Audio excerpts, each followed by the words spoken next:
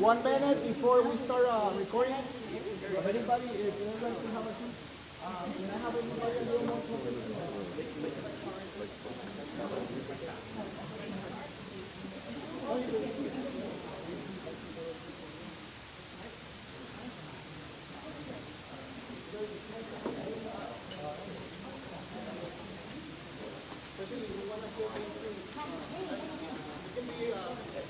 Marco.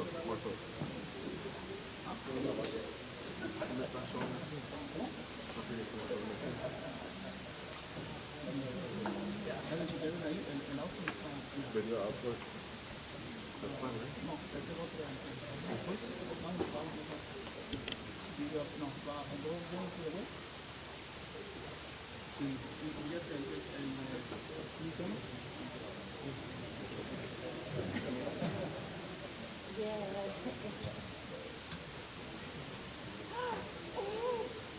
Oh my God. Wow, one of my heroes. I'm always talking about you. Probation needs to get to know you, and you're awesome.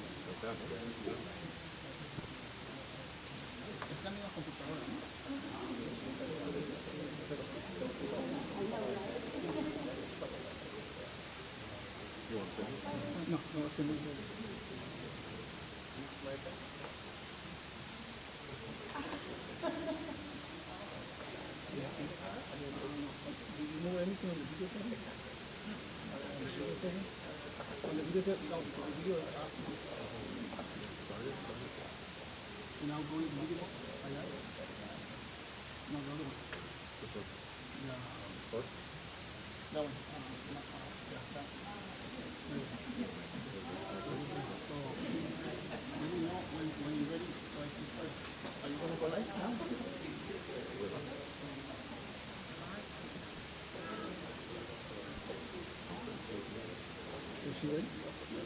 You ready? Okay. So who's going to be doing the intro? Wendy? Wendy. Everybody quiet, please. Silence. Wendy? Okay, actually, I am not starting. Commissioner Kakani, Vice Chair Kakani is starting. Welcome, everyone.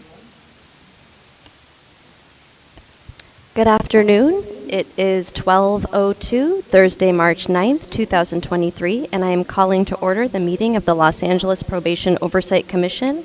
I am Melinda Kakani, Vice Chair of the Commission. Chair Jackson is not feeling well and is incredibly disappointed to not be joining us here in person for our very first in-person Probation Oversight Commission meeting. So we're excited to have her join us and lead us at the next meeting. And as we start today, I want to welcome our two newest commissioners whose appointments were confirmed last week by the Board of Supervisors. Welcome Commissioner Eduardo Mundo and Commissioner Diane Terry, and congratulations on your new appointments. Would you like to say any quick words of introduction? And perhaps, Diane, we could start with you, or Commissioner Terry? Sure. Hello, everyone. I'm glad to be here.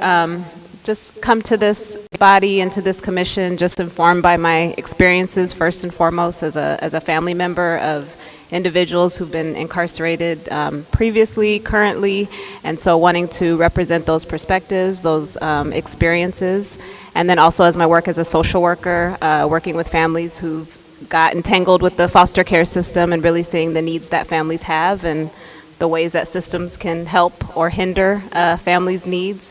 And then also looking at disproportionality within systems and in treatment in terms of who comes in contact.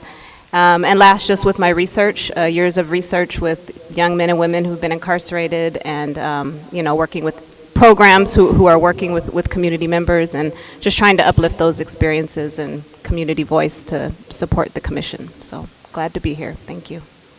Thank you so much. And Commissioner Mundo? Hello, everybody. First and foremost, I'd like to thank the executive team and the justice deputies that took time to interview me and gave me a fair shake, and the board that selected us unanimously. Thank you.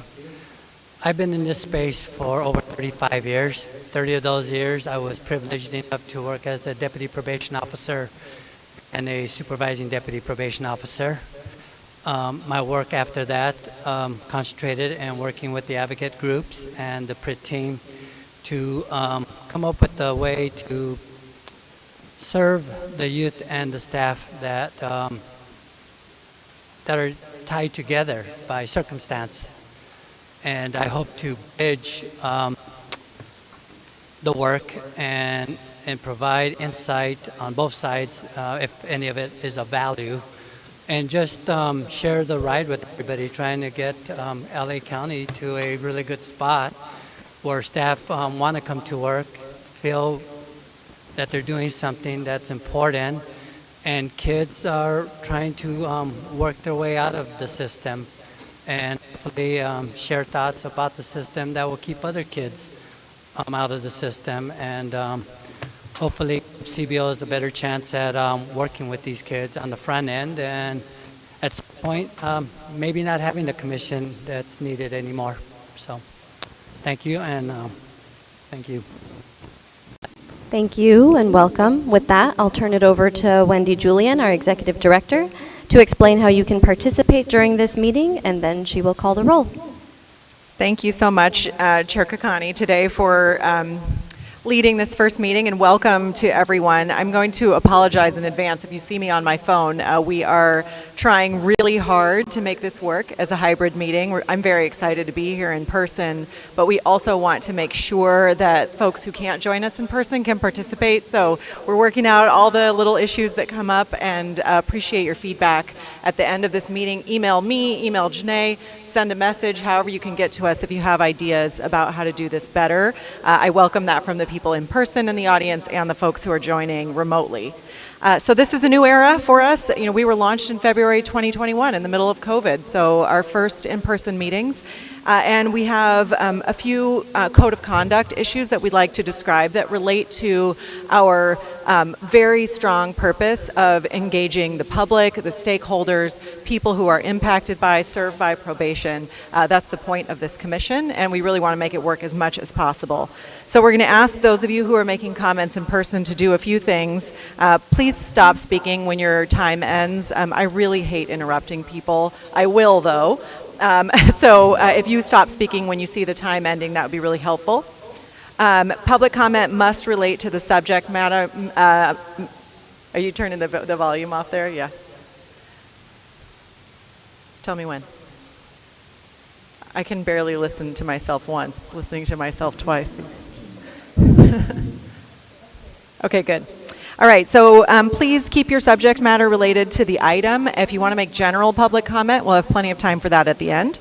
And please remain respectful of the forum. We have actually had no problems with this over the 2 years of the Probation Oversight Commission, and I don't expect to have them now. I think remaining respectful to everyone who's speaking, even when we have disagreeing opinions, is the way to go forward. Finally, if you do decide to engage in disruptive conduct, we may have to have you removed from the meeting. I also really hope that never happens. The way this is going to happen today is the same as in our last meetings, so that the item will be presented. Chair Kakani will present the item, and we'll have a presentation, if any, and then we'll take public comment before the commission makes any decision on the item, so that we can be sure to take the public comment into consideration.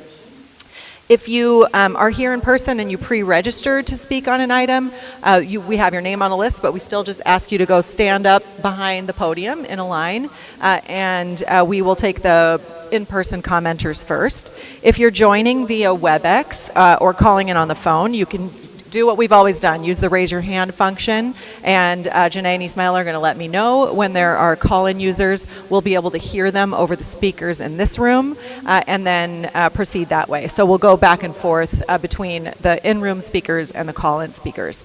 Everyone will have 2 minutes today unless Chair Kakani determines otherwise.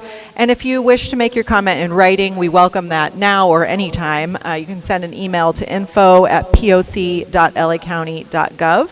That's going to be in the chat on the WebEx, but please don't send your public comment on the chat, because especially now, no one is going to see it except Janae. It doesn't comport with the Brown Act, so we really need you to send an email if you want to send the public comment in writing. If we get it by 5 today, we'll attach it to the agenda that'll be on our website. As you heard, we're broadcasting live today. We're recording, and you can watch live on Facebook. You can watch later on Facebook if you want to do a playback. You can also watch on YouTube. There's no engagement with users on any of those platforms, though. All of our social media accounts are LA County POC. Please follow us. Quiero dar la bienvenida a personas que están aquí en público y también en la computadora que quisieran hacer sus comentarios públicos en español. No más tiene que avisarnos que quiere hacer su comentario en español y yo le traduzco, o si ha proveído su propio traductor, avísenos y le daremos 4 minutos para sus comentarios y traducción. Okay, I'm going to call the roll, and thanks everybody for being here early today. I really appreciate it. So, commissioners, Commissioner Canales? Commissioner Carrillo? Here. Commissioner Garcia-Lays? Here. Commissioner Lewis? Commissioner Meredith? Here. Commissioner Mundo? Here. Commissioner Terry? Here. And Chair Jackson is excused and absent, and Vice Chair Kakani. Here. Thank you. We have very much a quorum, and I'll turn it over to you. All right, we're going to start with our second agenda item, which is the approval of the minutes. So we need to approve the February 23rd and February 28th meeting minutes. Do we have any written public comments or live public comments for item number 2? We do not. Can I have a motion to approve the February 23rd and 28th meeting minutes? I'll make the motion. Thank you, Commissioner Meredith. Do we have anyone willing to second that motion? I'll second that motion. Okay, we have a motion by Commissioner Meredith, seconded by Commissioner Carrillo. Are there any changes to the minutes? Hearing none, commissioners, please unmute yourselves and vote with a voice vote. Aye. Aye. Aye. Aye. Motion carries unanimously. Still me, sorry. All right, we are now moving on to item number 3. If you'd like to make a public comment on this item, please let Ismail know now to ensure that you're in queue. For agenda item 3, we will discuss and take appropriate action updates from the Los Angeles County Department of Youth Development. I'm sorry, on youth. Let me take a step back.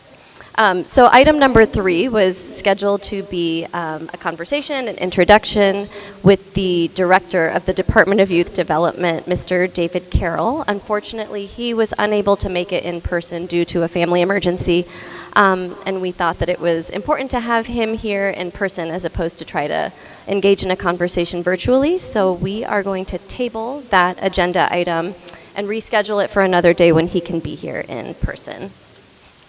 Sorry about that.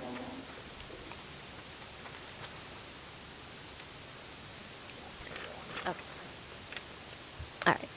So now we are moving to item number 4. And again, if you'd like to make a public comment on this item, please let Ismail know to ensure that you're in the queue. Agenda item 4 is to discuss and take appropriate action on contraband in the juvenile facilities and how it contributes to drug use among youth, actions the Probation Department has taken to address contraband, and the accessibility of Narcan to prevent harm. Interim Chief Karen Fletcher is here with us today to discuss updates on this topic and how probation is addressing contraband issues. Things have changed since we wrote the script. Congratulations. Actually, if you don't mind, I'd like to say just a little bit about the inspections before you start. So it's awkward for me to talk about the inspections with Dr. Reynoso in the room, but I'll just pretend she's not back there. So the Probation Oversight Commission is instructed to conduct annual inspections of all of the open facilities, which we did comprehensively thanks to the work of all the commissioners for the calendar year 2022. And in reviewing that report, you'll see that one of the main themes of concerns that comes up is around the prevalence of substance use by the young people in the facilities. And we talked about the issues related to that, including questions like how do the substances get into the facilities, and also what are the underlying causes, the root causes of why young people are using substances within the facilities. So this is actually the second part of that discussion. Well, it's the first part of that discussion. We did the second part of the discussion at the last meeting where we had a conversation about substance use treatment programs that will be referred to again today because it's part of the plan, but the focus of today's conversation is about the first part, about how do the items get into the facility in the first place. I will say, many of you know, there is a board motion that was read into the agenda on Tuesday that relates directly to this issue. This item was on our agenda long before the board motion was read in, but the timeliness is fantastic. So the board will be voting at the next meeting on a motion related to contraband as well. So with that, I'll pass it over to Interim Chief Fletcher. Thank you very much to speak about this issue. So Adam and I will cover the topics discussed, but just as a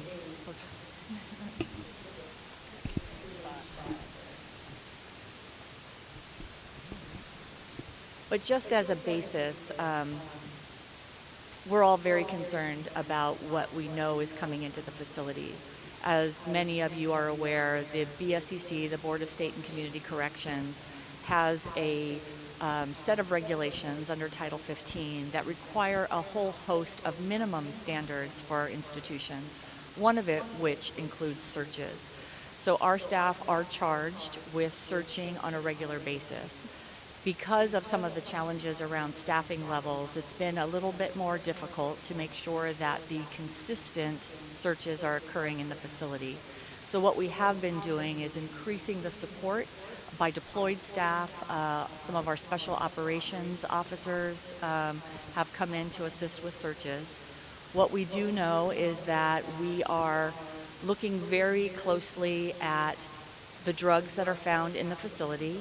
As many of you know, and I think it's been certainly in the public media, that there have been 2 overdoses at Barry J. Nydorf of fentanyl. Narcan was used in both instances, and both of those young men are doing well. We do have Narcan in our facilities. Our staff are continuing to be trained, but a vast majority of our staff have completed the training.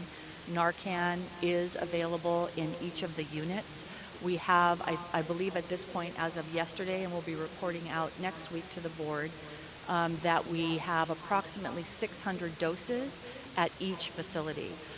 So that is plenty in the event that we need it for youth and staff as well who may be exposed. We're also looking very closely at how the contraband is getting into the facilities. As you may know, we have security that is hired through a contract with the Sheriff's Department at each entrance to the facility.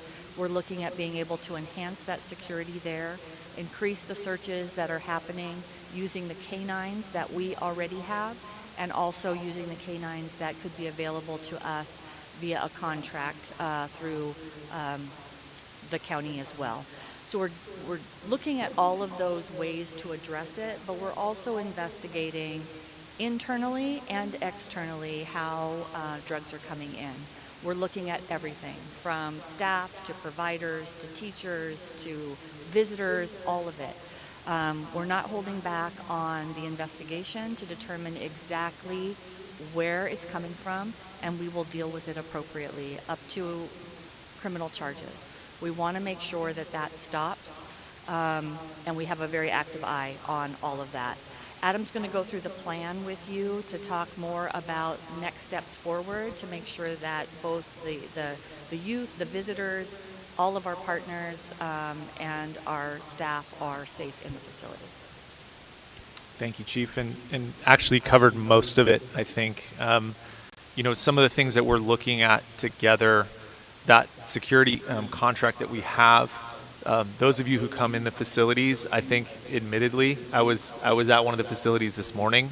It's sort of a mixed bag, frankly, depending on how well they're conducting their search for folks coming in, and depending on what you're wearing around your neck or your uniform. Sometimes they're like, oh yeah, but again, we don't want that. It needs to be uniform for everyone across the board.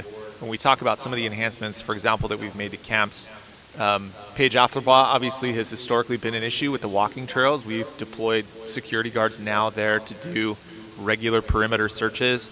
There's a huge commitment amongst our management at each facility to, here we go again, make sure that that we are really clear with folks about how often this needs to happen. But as the Chief mentioned, so many of the staffing concerns that are still ongoing prevent us from doing that. So when we talk about planning moving forward, we're looking at alternative fencing, things that can maybe catch what may be thrown over the walls. So we're looking into various contractors to procure some of those items and then install those. We're just having conversations about CCTV and how that's being installed at the two juvenile halls now. So Barry J. Nydorf, the cameras are older, so there's a reinstall that's happening, an upgrade to that system. We're asking questions about the perimeter cameras. Do they only face in? What is the capability to face out? Because we have, service roads in the area and things like that we want to make sure that we're monitoring. And in the absence of those cameras, we are sending staff out to go and do on foot on the internal of the wall, sometimes on the exterior. So there's a lot of measures taking place. Vapor tracer machines are detailed in the report. Those are a little less intrusive. If you've seen some of the new technology, those are things that don't even look like a detector. You can walk right by it. It's on wheels. You can move it around. We've deployed wands into the units as well. And then, as the Chief mentioned, some of the ongoing kind of randomized things that we're doing in terms of full-blown searches and having canines come through. What you'll notice in the plan, and something that we will address, there's a little bit of inconsistency. So, for example, at Central Juvenile Hall, we are relying very much on local law enforcement to assist with some of this. Barry J., it seems to be largely placed on our staff. We need to go through the plan again, I think, make sure, especially at the two halls, that we're being as consistent as possible. And that's a message that we'll get to our management on site, that we're doing things in a way that ultimately is making the facility as safe as it possibly can be. The Chief also mentioned Narcan. We've talked with our labor partners about that. Really quick conversations about how important this is. We've met with public health as well and some of the other folks who are using it in other county facilities. There's an expansion to that, to our field offices. Some of our folks who've been in the field for some time have had it on their person. We had an issue, I believe, about 18 months ago, maybe less, in one of our field visits where our folks were, encountered fentanyl, and it was a pretty big amount and really, really dangerous situation. Thankfully, everybody was okay. But since then, we've really been taking steps to make sure that we have it on hand. It's easy to administer. I don't know if folks have seen it. It is a nasal spray. The way that we're coaching our staff on it, it's effectively just an extension of their current life-saving skills. So all the first aid and CPR that they're already getting, Narcan is just an exception of that. You can actually do no harm with it. Even if you sort of calculate or diagnose what's happening, if it's administered, there's no harm done to that person, which is good. So again, those conversations with our labor partners were really easy, and they've been supportive as we've rolled this initiative out, because everybody understands how unsafe it is potentially. There's more in the plan too about specific services. We partner really closely with Department of Public Health, Substance Abuse Prevention Control. They're in our facilities. They're providing a couple of different types of services there. They do some assessment with our young people to see what some of their substance use history may be, and then they're also providing ongoing support to our young people, as well as some of the things that mental health is doing. A lot of that yes, it's focused on mental health and things like that, but we know that we have dual diagnosed kids, right? We have kids who are struggling from mental health. They may also be struggling with substance use. So there's a lot of resources for our kids, and a lot of that, most of that, we lean on our partners in the institutions to help us through that.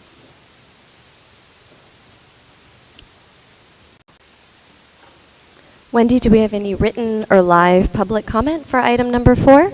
We do, yes, thank you. We're going to start with public comment here in the room.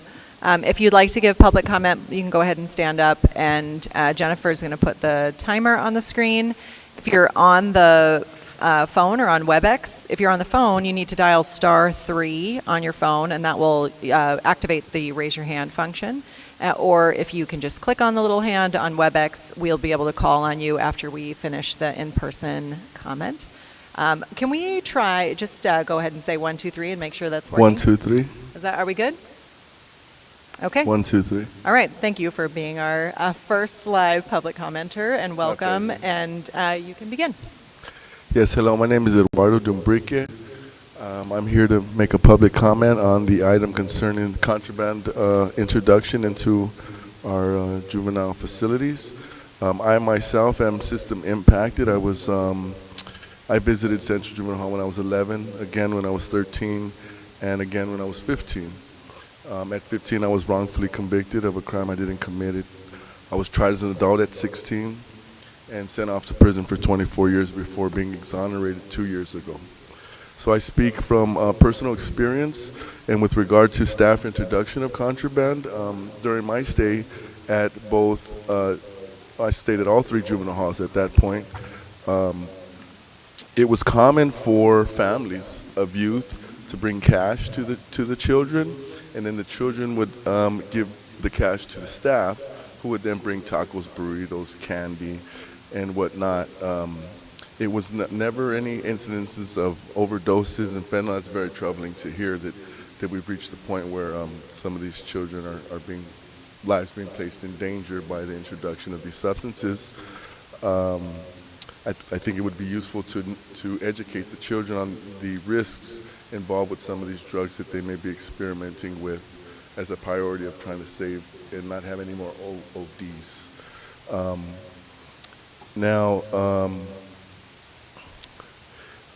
So that was my experience. There was not an introduction of drugs, but in 2015 I was in Pelican Bay SHU, and while there was a youngster who was recently tried as an adult and sent to the facility where I was at. He was my neighbor in the security housing unit, and as my neighbor, we spent a long time discussing his experience recently in the Sylmar J. Edgar Buford B.J. Nordiff Juvenile Hall, and it was an issue of staff introduction. Yes. 4 minutes, sorry. Time management.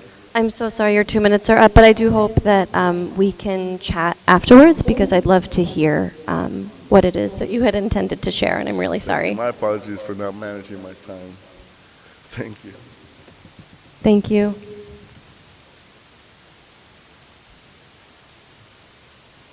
So you can see the timer, and I can't. So you can begin. Yeah. Okay.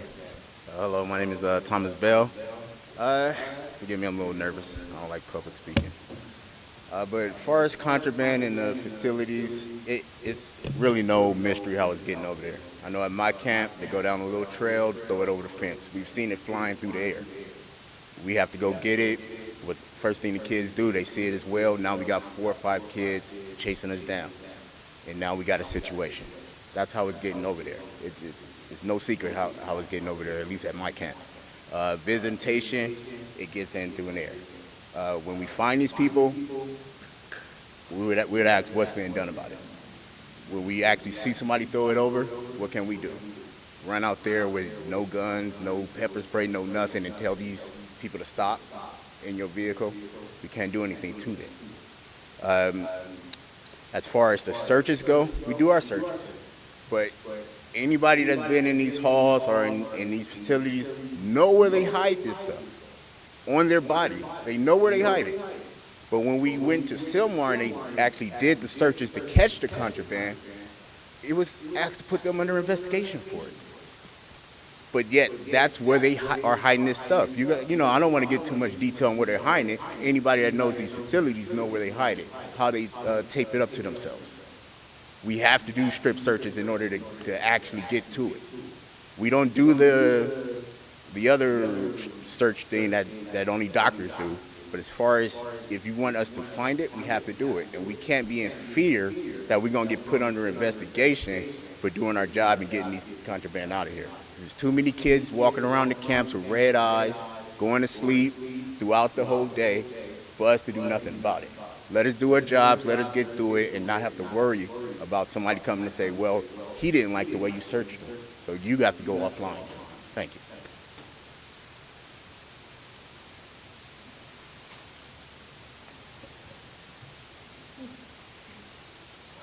Good afternoon, ladies and gentlemen. My name is Stacy Ford. I am the camp's vice president for Local 685. In reference to the drugs, I would like to offer a recommendation. We have vendors that come into our facilities on a regular basis. And a lot of these vendors who come into the facility, they bring snacks, refreshments, and gourmet meals. And that's an issue. We're not allowed to search their food products. However, my recommendation at this time to this commission and to the probation department is that we suspend all outside food coming into the facility by vendors. That includes staff, that includes managers, that includes LACO, mental health, and all the other agencies. My recommendation is that we suspend that until we get this drug situation under control. A lot of food's coming in, and you know, we've had marijuana placed in burritos. We've had vape pens inside burritos. So that's my recommendation to the probation department and to the commission and to the board of supervisors, that we suspend any outside food coming into the department until we can get this drug situation under control. Thank you. Thank you. Janae, do we have some public commenters? Okay, so Ismail has a mic over there, I think. Are you going to call their names, or how shall we do this? Yeah. Okay.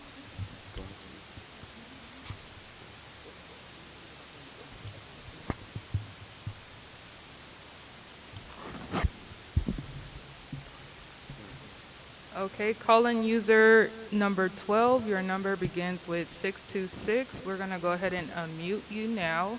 Go ahead and dial *6 to accept the unmute request, and you can begin with your comment.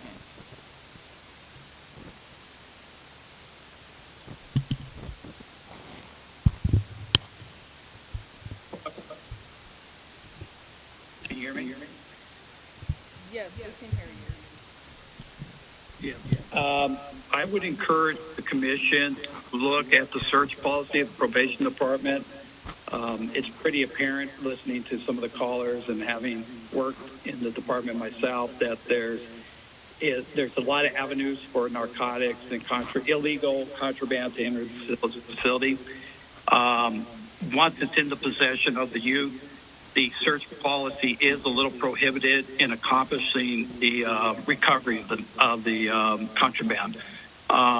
It's a policy that was drafted many, many years ago, and I think it does need to be revisited because it prohibits the staff from certain kind of searches, strip searches, and so forth. Without articulable facts is how the policy reads. It's almost it's very legalistic.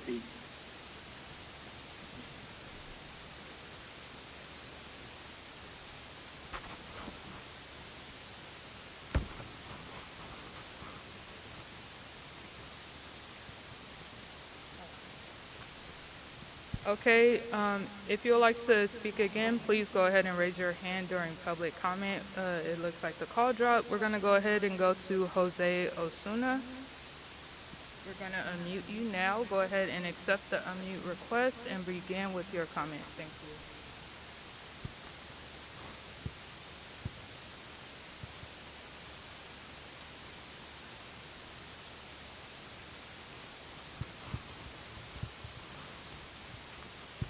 I'm not hearing anything back, so I'm just going to go ahead and do my public comment.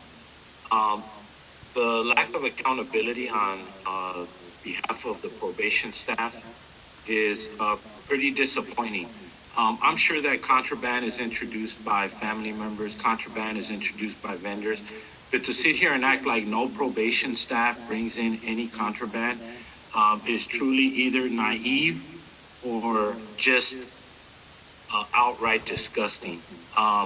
To just put all the blame on the community, to put the blame on vendors, for me, it's not working toward a viable solution.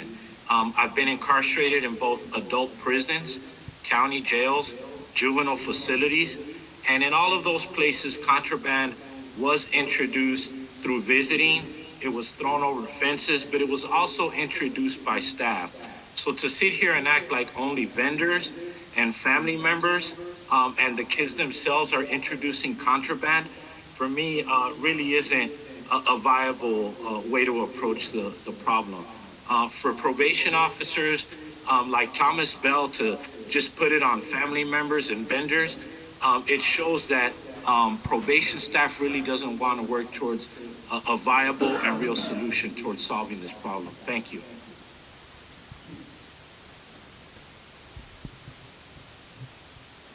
Okay, we have 2 more public commenters on this item. We're going to go ahead and send the request to Heather Moore. Heather, the request has been sent. You have 2 minutes. Please begin.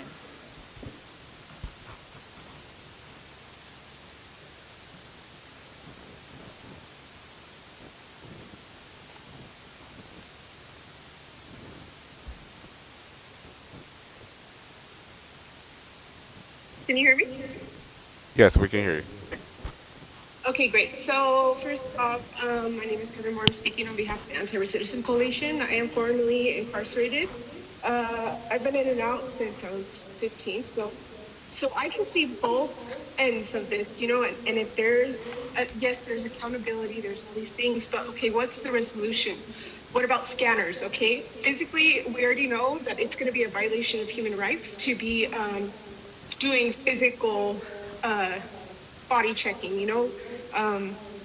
There's all kinds of scanning now, like scanners to see the insides of a person, you know, and it's less harmful. It's less detrimental to the child's developmental welfare, like, and it's just the safest route. And I know sometimes there's always going to be contraband, you know. If it's not being brought in, people will make it. So the kids will make it, you know. So I think if we can invest some of the funding to put some efficient scanners in, this would help. It would help lawsuits being prevented. It would help the kids' mental development and, you know, also being disciplined when they do get caught for stuff. You know what I mean? Because there's too many kids dying these days off of heavy narcotics, and Narcan is a solution, but let's also prevent the drugs from being in the facilities. That's all I have to share.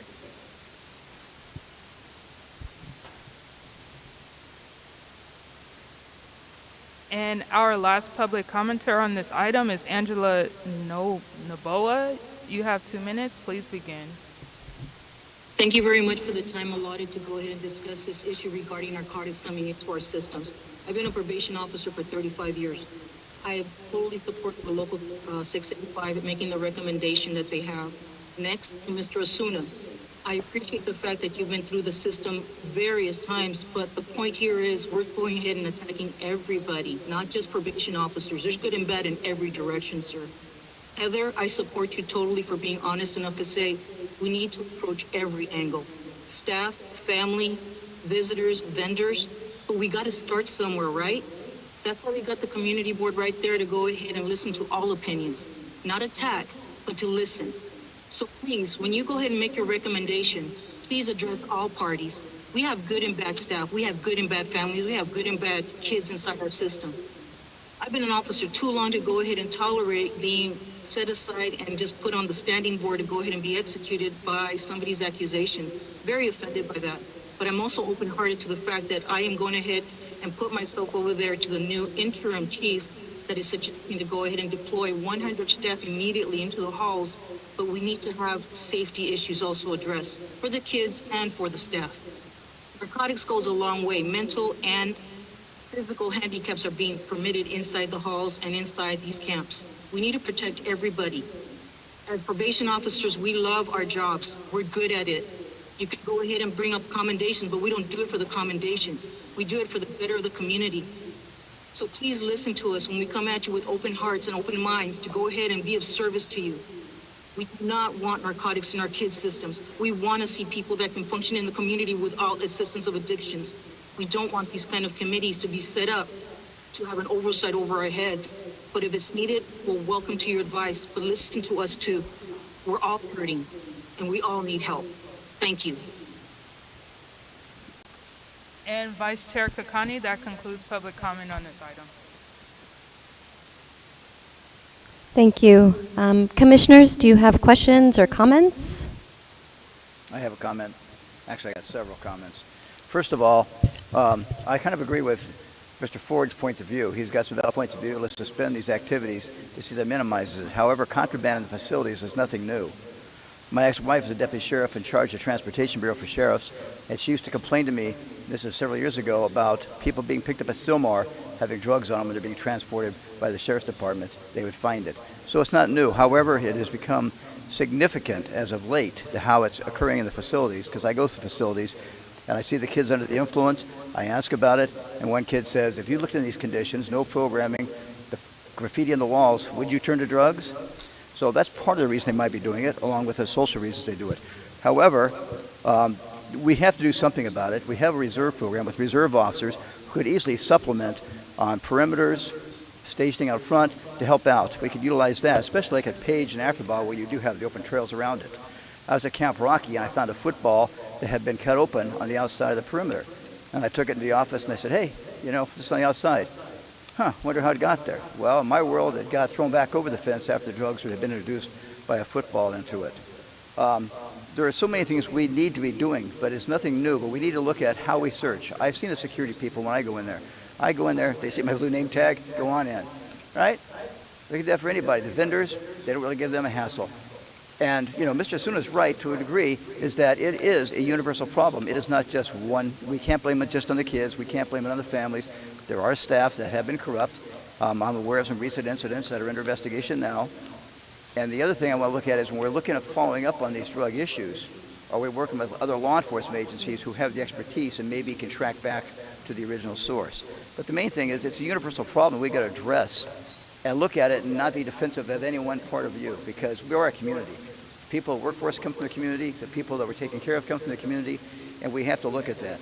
And I don't know why we're reinventing the wheel, because over decades, there's been a lot of custody facilities through up and down the state that have faced a contraband problem. They might have some expert ideas on do it, but staff, if we load down the lower line staff, they might have ideas on how to do it. And lastly, I just want to point out again, the state hospital police have offered their drug-sniffing dogs to us anytime we want. They're out of Norwalk. What I do is ask, because I'm not convinced that the contract vendor we have is doing the best job. That's all I got. Commissioner Carrillo? Thank you, Vice Chair. You know, I also want to jump on board with Mr. Ford's statement. I want to maybe expand, maybe this is more for probation or for the commission, about what do we define as contraband? I know, you know, snacks and beverages, you know, obviously on the lower end, and on the high end, it's probably cell phones and narcotics. Maybe probation, before I move any further, that's my take on it, but is there like an official take on what the term contraband means? It's a wide variety of things, as you just said, right?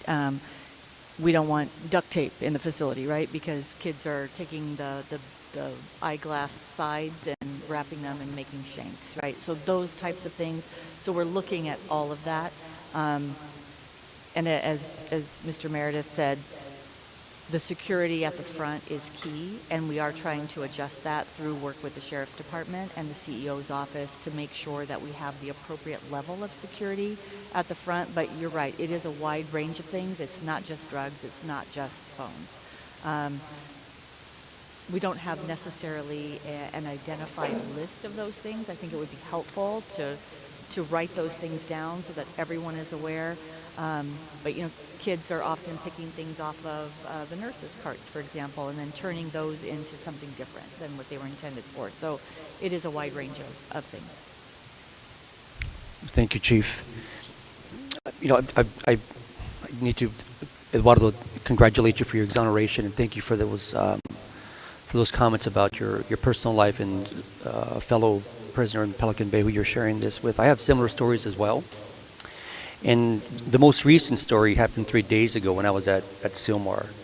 And as I was walking in, senior SEO, mentioned that there was some searches and, speaking of tape, there was some fentanyl taped to someone's underarm and cell phones, just sharing with me what was going on. And it was really disturbing. I thought the problem had been sort of subsided at that point. It was maybe controlled.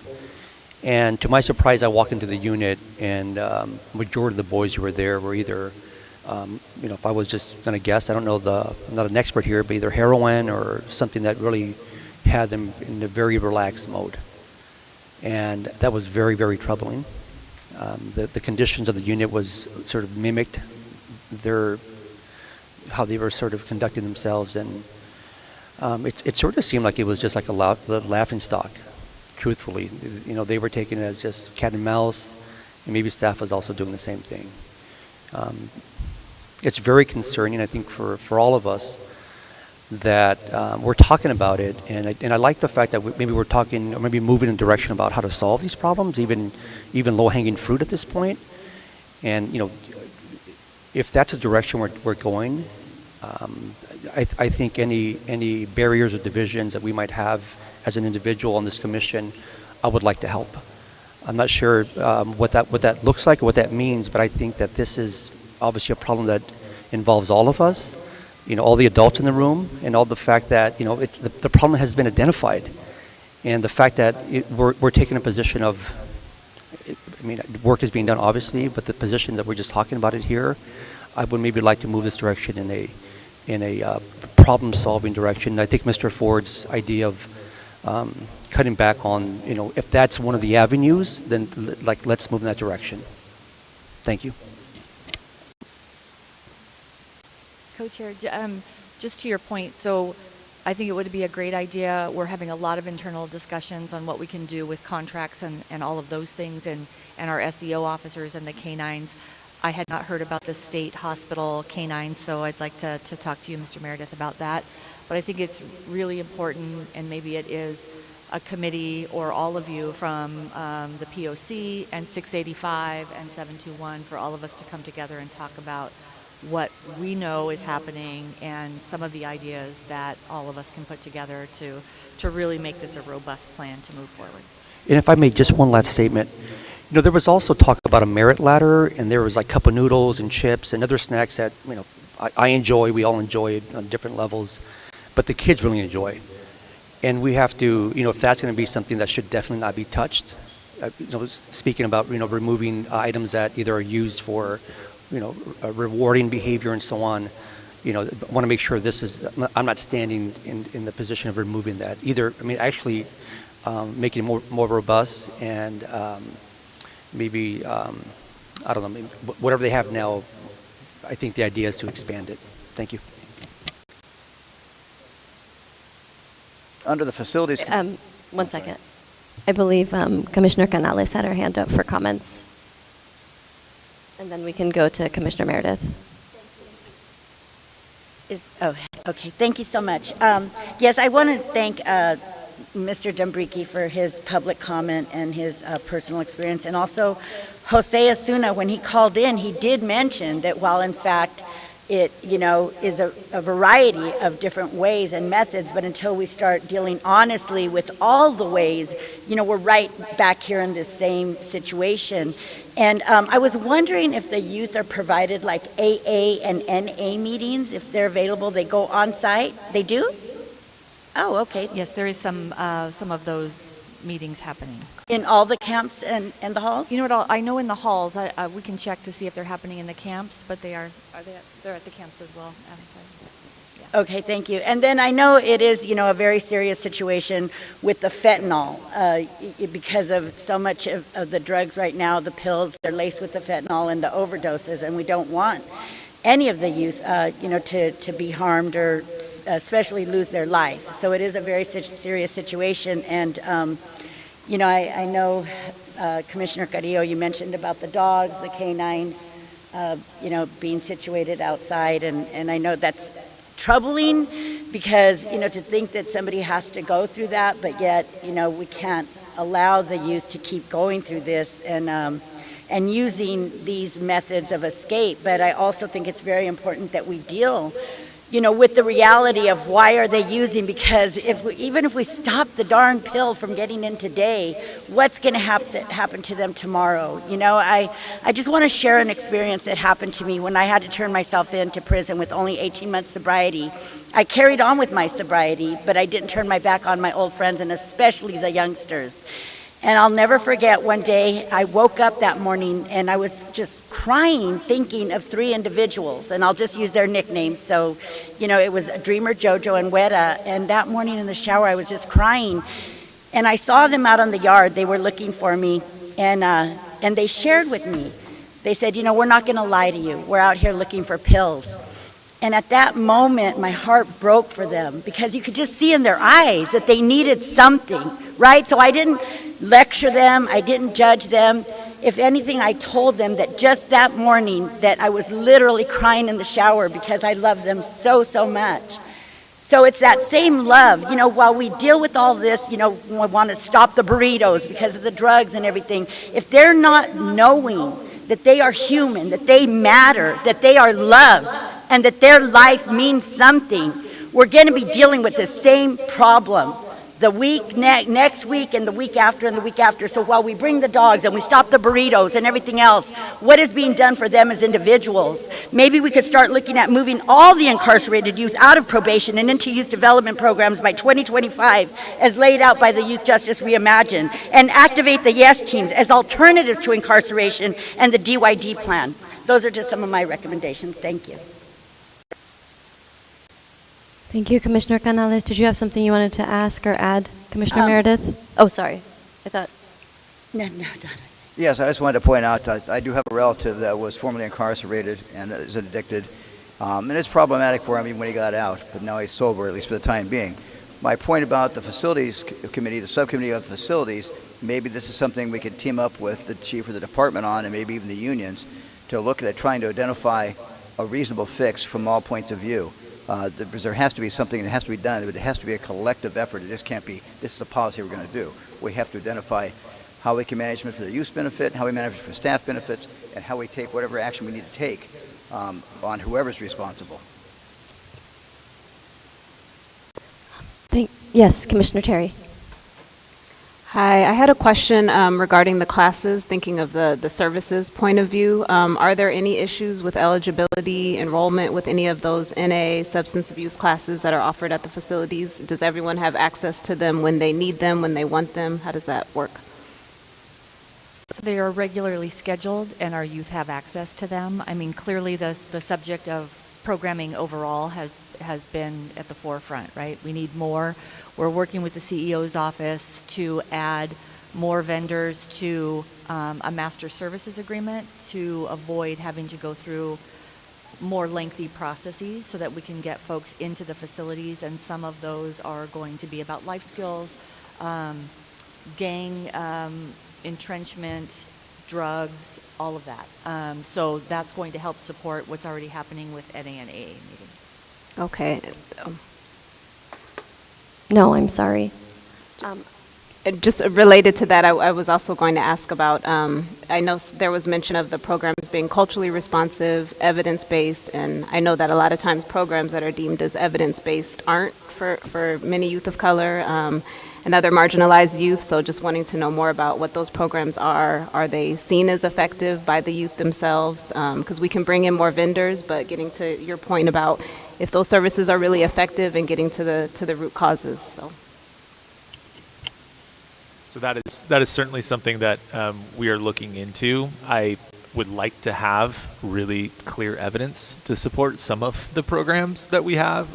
It's one of the areas that we've historically just struggled with. So we do know we have DBT, for example, that comes in. A lot of the programs that are provided by mental health are in fact evidence-based. There's a handful of those, but a lot of the way, to be totally honest, a lot of the ways that we've done this is sort of these a la carte services.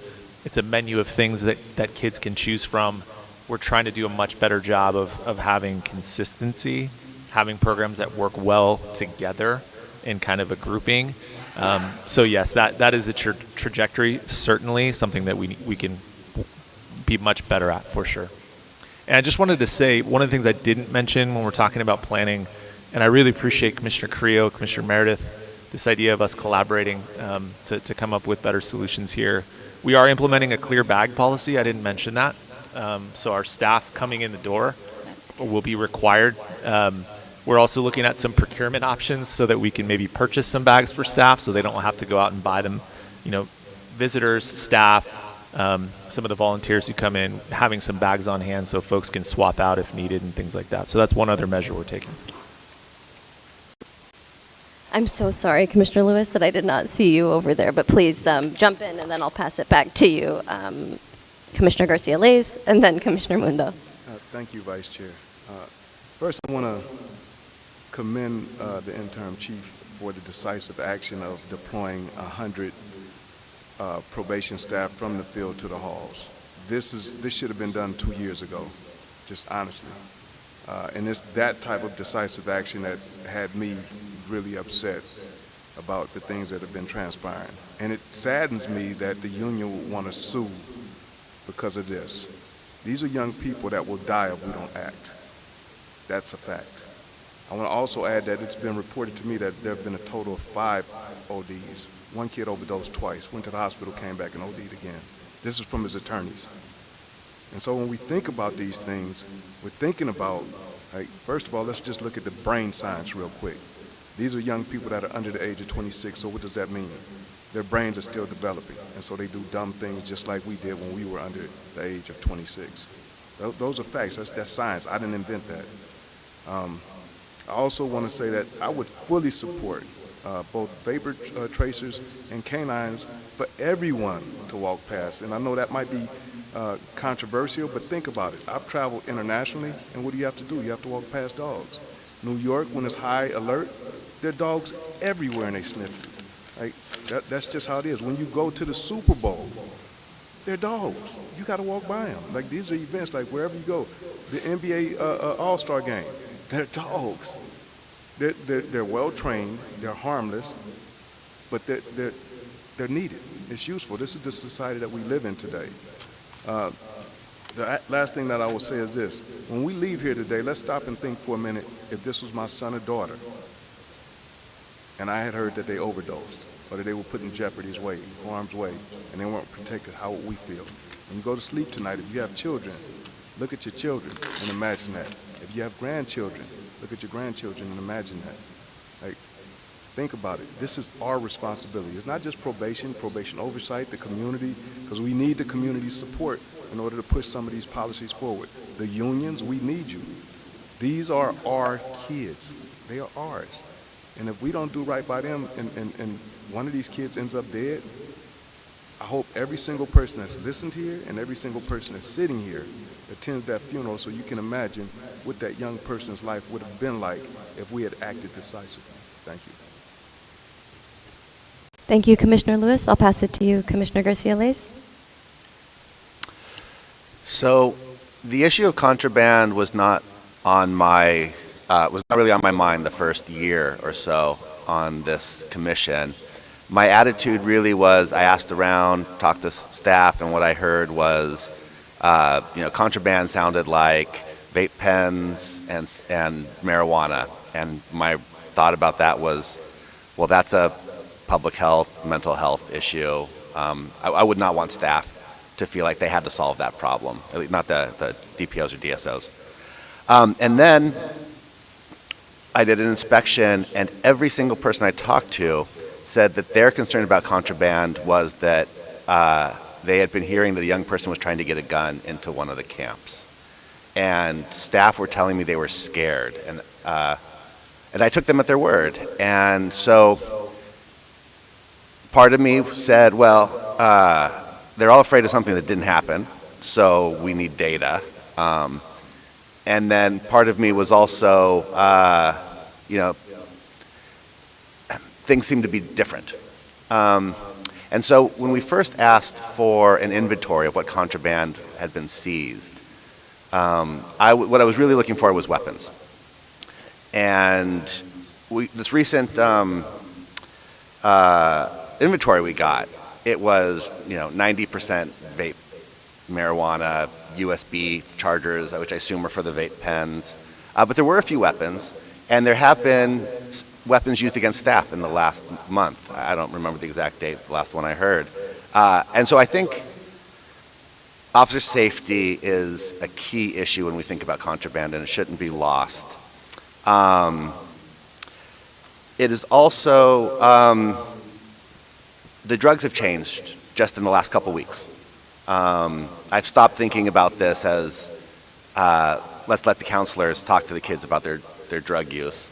And now it's, this is an emergency thing. Which, by the way, the first thing I was going to say, and I forgot to say it, was that the staff who administered the Narcan are heroes and deserve to be recognized as such. And I don't know if they're going to know that we talked about them at this meeting, but I hope somebody shares with them, and I don't even know who they are, how grateful everybody is for their heroism. But yeah, the drugs have changed. And so my feelings about this whole issue have changed. So before I was like, dogs, that seems pretty intrusive. Strip searches should be off the table. Now I'm not so sure. But I've also always tried to remember my own experiences when I've been arrested and jailed. And the most profound thing I took away from those was from the powerlessness I felt. And that powerlessness is at its most extreme when you're naked, when people are putting hands on you. It's not something that you forget quickly. It's something that changes you. So I've not done a lot of time in prison, but just the few times that I've had those things happen to me, they changed me. And so that is still, in my mind, maybe the most important thing that we think about. How do we deal with this problem without violating people's dignities to that point? So if we're going to talk about strip searches, I think we need to be talking about, we should strip search anybody. I would rather see every adult that walks into the camp strip searched going in before and that includes me, before we strip search the children. So then a caller said something that really struck me, which is we managed to keep this stuff off airplanes, I think. There are advanced scanners. We've talked about some technology. I think that we should have the most cutting-edge technology that exists in our juvenile halls as quickly as possible. So let's take all the money from the tasers that didn't get bought and immediately invest that in like I said, the most advanced technology, not what hand-me-downs we can get from some state hospital. But and I think the Board of Supervisors would understand that's an investment that's worth it. So I don't know who knows what is the most advanced technology that exists out there that an agency that spends billions, right, can get their hands on. So I want to call for that being at the top of the agenda of whatever future meetings happen. And I think that's what I want to say. So let me close again with I want to thank the staff that administered the Narcan. I also want to thank all the public speakers. You guys did great. I know it is harder in person than on Zoom to get up and talk. You guys did great. And I'm glad to see actually that this is something that we can all be so collaborative about. So I do have faith that this is something that we're going to see improvement on quickly because everybody's on the same page on this. Thank you. Thank you. Commissioner Mundo? I'd like to argue that the best technology is relationship building.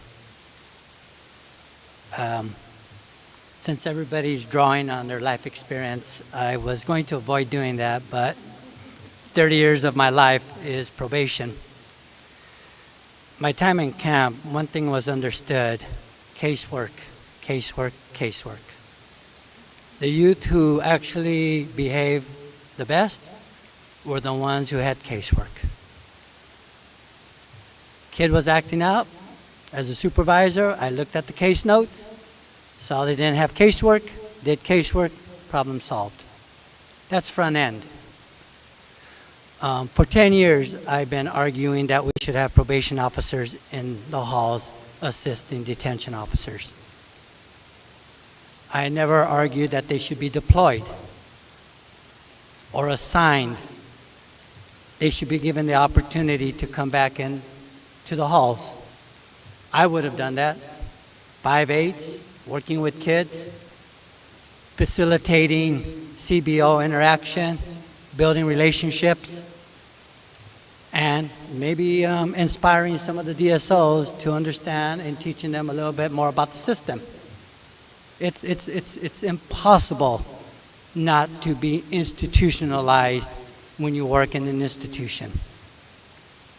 It sucks it into you.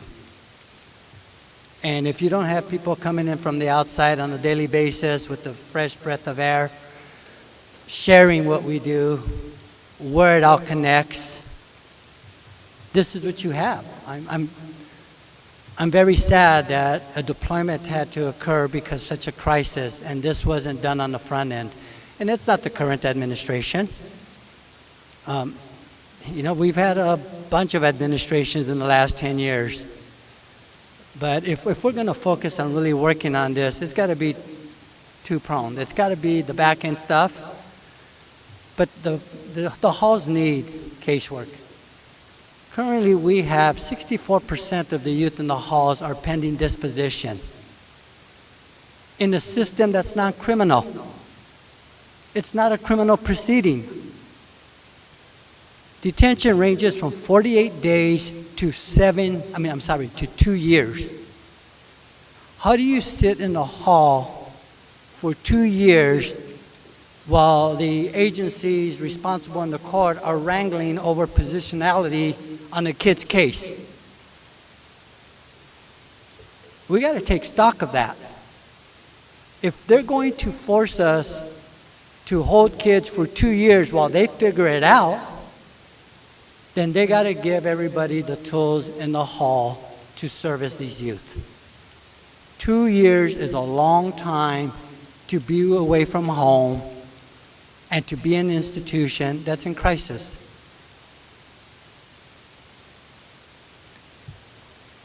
I just think that the front end has to be worked on, and this leads to the only question I have. Is DBT offered to staff that work the halls?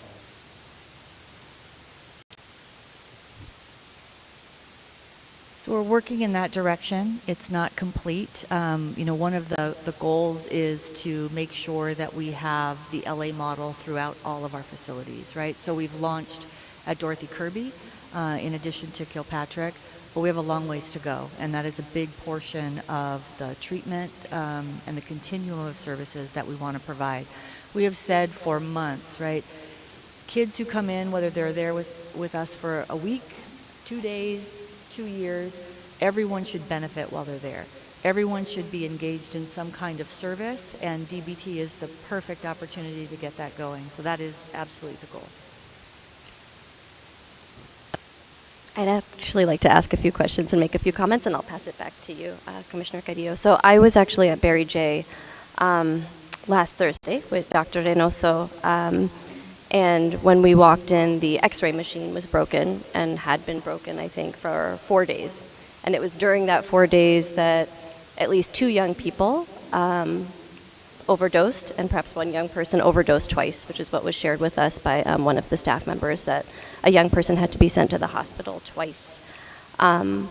We walked into one of the units and you could not miss the smell of cannabis. You walk in and it is like rushed into you. Every single young person was high beyond belief.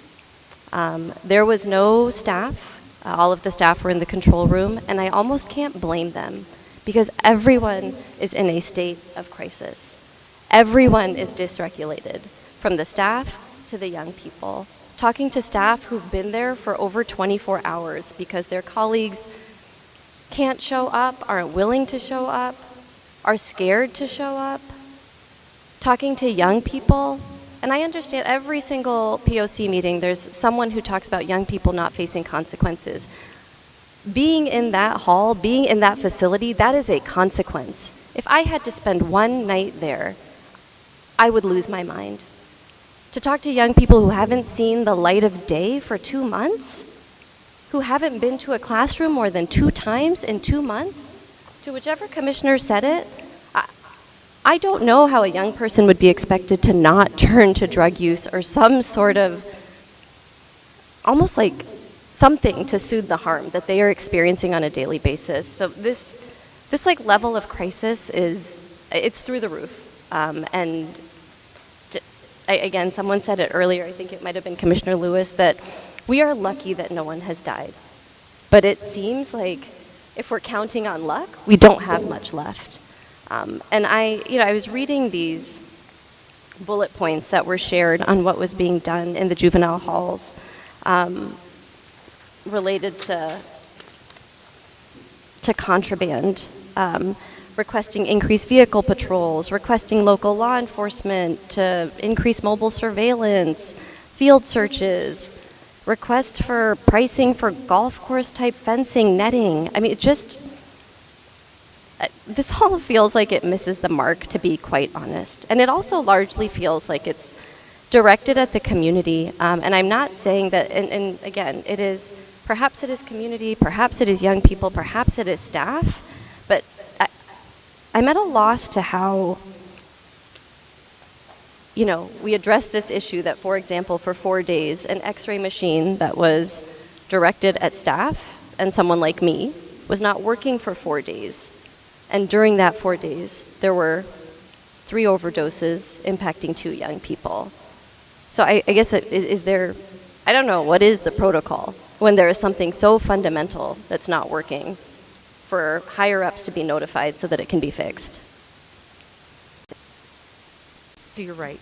We are in a crisis. We've been in a crisis for a while now. It's taken decades to get this department into this situation and our juvenile institutions into these situations. The staffing is a huge piece of it, but not clearly the only piece. The metal detector that was down for less than 48 hours.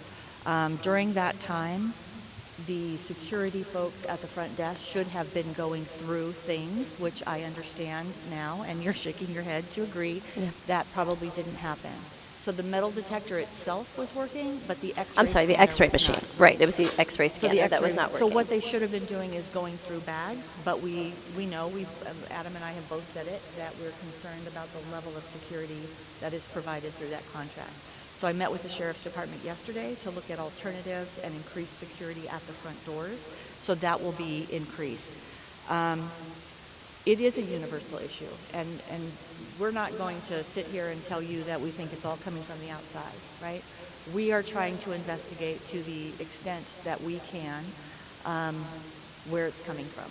So there are internal investigations going on. I'm meeting with the Office of Inspector General tomorrow afternoon to talk about how we move forward with some of the things that we believe are happening to make sure that, as Commissioner Meredith said, the proper law enforcement agencies are engaged to make sure that we're not compromising anything that may be part of an investigation. We definitely know it is a crisis. And we are trying very frantically at this point to make sure that things are in place. The CEO's office, the board, they're all engaged in this. So many things have been called out, and they are partnering with us very closely to expedite contracts, to get things done, to get things in place, to address all of this. But it is a widespread problem. We can't say it's just programming, we can't say it's visitors, we can't say it's staff. The environment is bad. Lots of repairs have to be done. Kids shouldn't sit in a unit with broken windows. That's being expedited. We're actually meeting again this afternoon, where the CEO's office is now making it a priority to help us push it through, to make sure that those things are replaced. So it's going to take all of us and a global approach to fix what has been broken for a very long time. So I hope that you recognize that we are committed to making a difference. The immediate action is that we're getting more staff into the facilities. We want the staff who have the most recent facility experience from the camps or the halls to come back in and help us. So at least we can stabilize. Staff will begin to feel safer because there are more bodies there to respond to things. Because quite honestly, our staff, if there are a limited number of staff in a unit and some kid is involved in some drug use, they start to very honestly question, can I engage with that youth and take something away? Or is it going to require 3 more staff to come in and help me do that, right? So it's a widespread problem, and we are working really hard to fix it from a lot of different angles. So I look forward to the opportunity to meeting with the unions and the POC to talk about specifically the contraband, but there's so much more to discuss as well. And you mentioned earlier that there were NA and AA classes being offered. So when I spoke to young folks, they said that the only programming that they had that week was ARC on, I think, the weekend, and that they had, it was some arts programming Monday night, and this was Thursday. So I guess I'm curious in terms of like how it's being offered and how you or your staff ensure that it's actually being offered. So there's 2 different ways, right? Because we'll schedule things, and then for a variety of reasons, either the provider can't come in, the unit goes on quarantine, the unit is struggling with behavior. So all of those things impact whether or not the program actually happens. I think it's important that we continue to improve our access to calendars so that we can show exactly what is calendar. We do provide calendars of all the programming that happens at both juvenile halls to the board every week. So we'd be happy to make that available to the POC as well. Yeah, I think that would be great, and I think that was requested actually some time ago, and there has been a delay in that being provided. So I think that would be great. I do have a motion, but I don't know if I should wait for comments or if I can just go ahead and make it based on what was shared. Okay. So I think, and then I'm sorry, I know Commissioner Lewis has more questions, and there was someone over there also who had Commissioner Cadillo. So I'm just going to make this motion and then maybe vote, and then we can continue with the comments. Okay. So the Probation Oversight Commission has brought up significant concerns about observations of drug use among youth inside the juvenile facilities and multiple reports of contraband issues in the 2022 POC inspections report, and has addressed the issue at multiple meetings since. Supervisor Solis and Hahn read in a motion addressing many of these concerns at the board meeting on March 7th to be discussed and voted on at the March 21st meeting. The Probation Oversight Commission expresses support for the motion and for swift action by the department to protect youth inside the facilities by improving security, immediately training probation staff to allow for the distribution of Narcan, and most importantly, providing an immediate implementation plan for programs centered on reducing the use of substances by youth. And there's a part 2 and a part 3. Part 2 is with respect to probation's plan on contraband. The Probation Oversight Commission moves to instruct POC staff to conduct an assessment of the plan as it relates to also culturally relevant programming, as it relates to access and regularity, and collaborating with the OIG where necessary, and that includes, again, analyzing work probation is doing to review footage of staff potentially permitting drug use and facilitating access to contraband. Additionally, POC will evaluate the plan to determine, among other things, what programming is available, how often it is made available, who is providing it, how many young people attend, why young people choose or choose not to attend, and perhaps also adding to that why it sometimes is not offered. So then kind of understanding whether it's a unit that's on suspension, whether it's a unit that's on quarantine, whether it's a unit that doesn't have enough staff for programming to come in, whether it's simply that youth are not interested. But I think giving a better understanding of when, how, and why, or why not, youth are accessing this programming is really important. And finally, the POC requests a report from the Probation Department for contraband seizures at Barry J. Nydorf and Central Juvenile Hall for March 1st, 2023 through April 15th, and for January 1st, 2019 to February 15th, 2019 for comparative purposes. And, for comparative purposes with the reports already provided for January 1st, 2023 to February 15th, 2023. Subsequently, probation will provide an ongoing monthly report on contraband to the POC and the board as required by the motion. Sorry, that was a lot. I'd second that. Oh, is there discussion? I have. Yes, Commissioner Meredith. I appreciate the motion, but it's so long, lengthy, and convoluted, I don't have anything in front of me to read to really understand it. I can repeat it if that's helpful. Huh? I said I can repeat it if that's helpful. No, I'd like to, I know that I've seen the board motion that's pending, which covers a lot, I think, what you're addressing, but there's more to it. I would like to have had a chance to review it before I can vote on it. Commissioner Canales?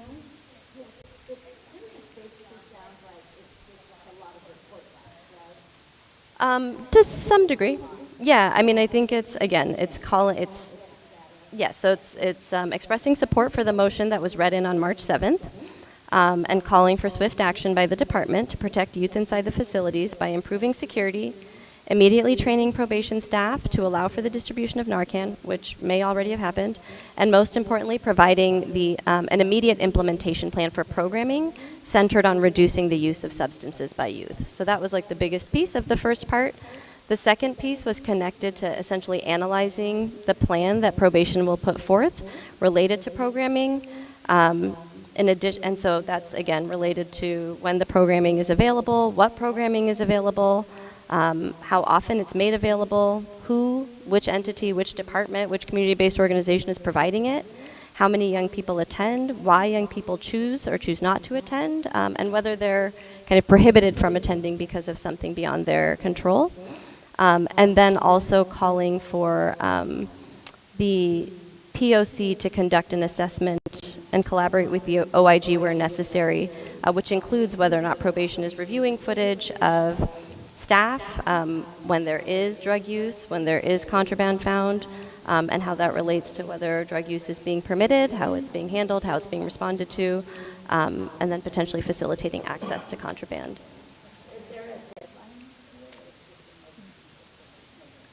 I did not include a deadline, but I'm happy to accept an amendment related to a deadline. Or if it's an ongoing kind of, like a monthly or report back. How would you determine why a youth doesn't want to participate in a program or not? My thought is that the POC, I know that, for example, the POC engaged in kind of in-depth interviews with young people along with the Office of the Inspector General related to the phasing out of OC spray, for example, at Central Juvenile Hall. So something similar to that, where young people are being engaged directly about whether this is working, whether it's not working, and why it's working or not. I think that piece about getting feedback from young people is sometimes missing from many of the board motions.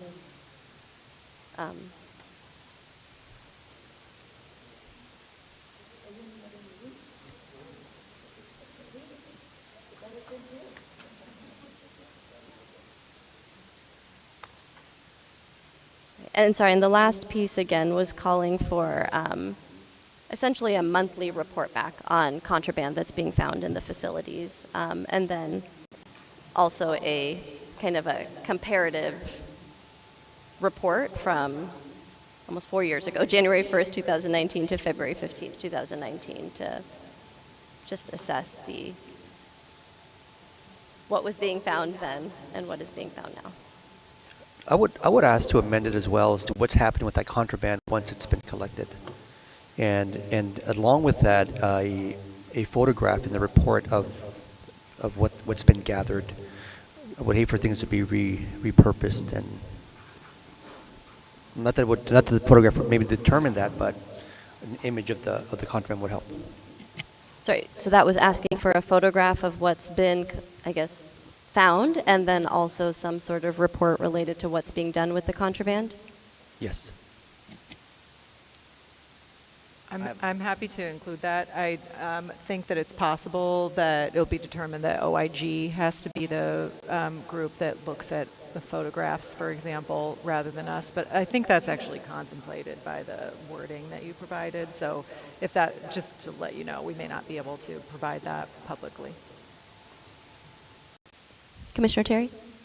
I might have missed this. Did it also include an update on the x-ray machines or the extra staff and who's coming and what's broken has now been fixed? I don't know. I think that should be included, updates on that as well. Maybe So that has been fixed. That was fixed within the 48 hours, I'm told. But we're constantly looking at the operation of those to make sure they're in good shape. But clearly, we'd like to move away from that and get some new technology. So not to give ourselves more work, are you asking about the ongoing planning enhancements to, or the one that was broken and is now fixed? Sorry. I think just asking about it in general, because it seems to have been brought up across many different comments about either staff the searches not happening consistently or uniformly across facilities, a broken machine. So just wherever that might be happening, it seems like updates on, has it been fixed? Are staff being trained more to do this? Because everyone's kind of touched on this issue.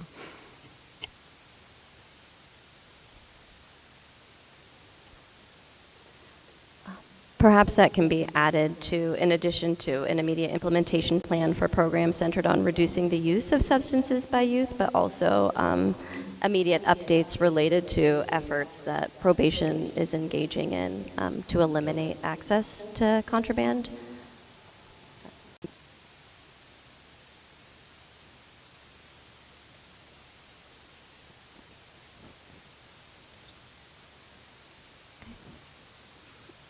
Not hearing or seeing, oh, yes, Commissioner Meredith. No, I'm just going to point out again, it's so complex at this point in time. The best I can do is abstain on it until I have something to review. Okay.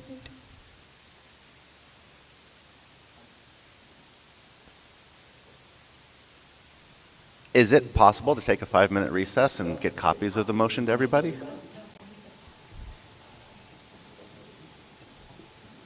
I'm looking at you, Stephen.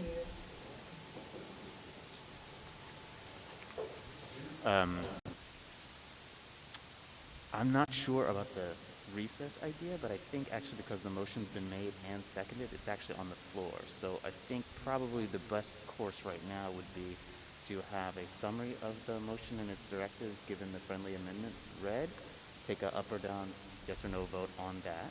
And then if folks pass it, then it is what it is. If folks don't, then if someone wants to reintroduce it or agendize it for a future meeting, you can either do that here at the meeting or in advance of the next agenda. Does that make sense? Yeah. So I think I can summarize it, yes, and I do have a copy of it in front of me, and my apologies for it not being provided. The way the Brown Act works, if you provide something to all of the commissioners, it also has to be provided to the public, which is the way it should be, and we time. Commissioner Kakani has been kind enough to be working with some other commissioners within the scope of the Brown Act to develop these. So this is actually something that I have as a goal to do better for the commission, is to be able to provide these motions in writing in advance, and it just requires things happening with more advance notice. So I apologize for my part in that. What Stephen said is that maybe I could just read the specific directives. So the directive of number 1 is regarding It's really two things. One is supporting the motion. That was the read-in motion. That motion is available as a link to the agenda, on the agenda, I think, right, Janae? We can add it because we have a copy of it now. So, and then to immediately implement the things that are required by that motion related to the improvements of safety, immediate solutions to these issues, and the training around distribution of Narcan. So that's the first part. The second part is instructing us to do an assessment of the plan. That's the plan that you do have before you. So the plan that was provided by probation, and to look at that plan and do investigations that are necessary to ensure that the plan is ensuring that the plan makes sense around having the programming available, how it's made available, who's providing it. And I actually have something to add to that in my report later on today as it relates to that. So, and doing that on a monthly basis until you tell us not to. And then the third part is much more straightforward. So you have in your packets a report from January 1st through February 15th of the contraband. That's attached to the agenda, available to the public. So what this is asking for is another one that's also 6 weeks from right now, March 1st through April 15th. And then also a report for the same date period of 2019, before COVID, to see if there's a comparison. So, and that's actually not something that I've talked to the probation department about the possibility of doing that, but the idea is just a comparative report. That's the third piece. So now I think we do the up or down vote. Right, Stephen? Okay.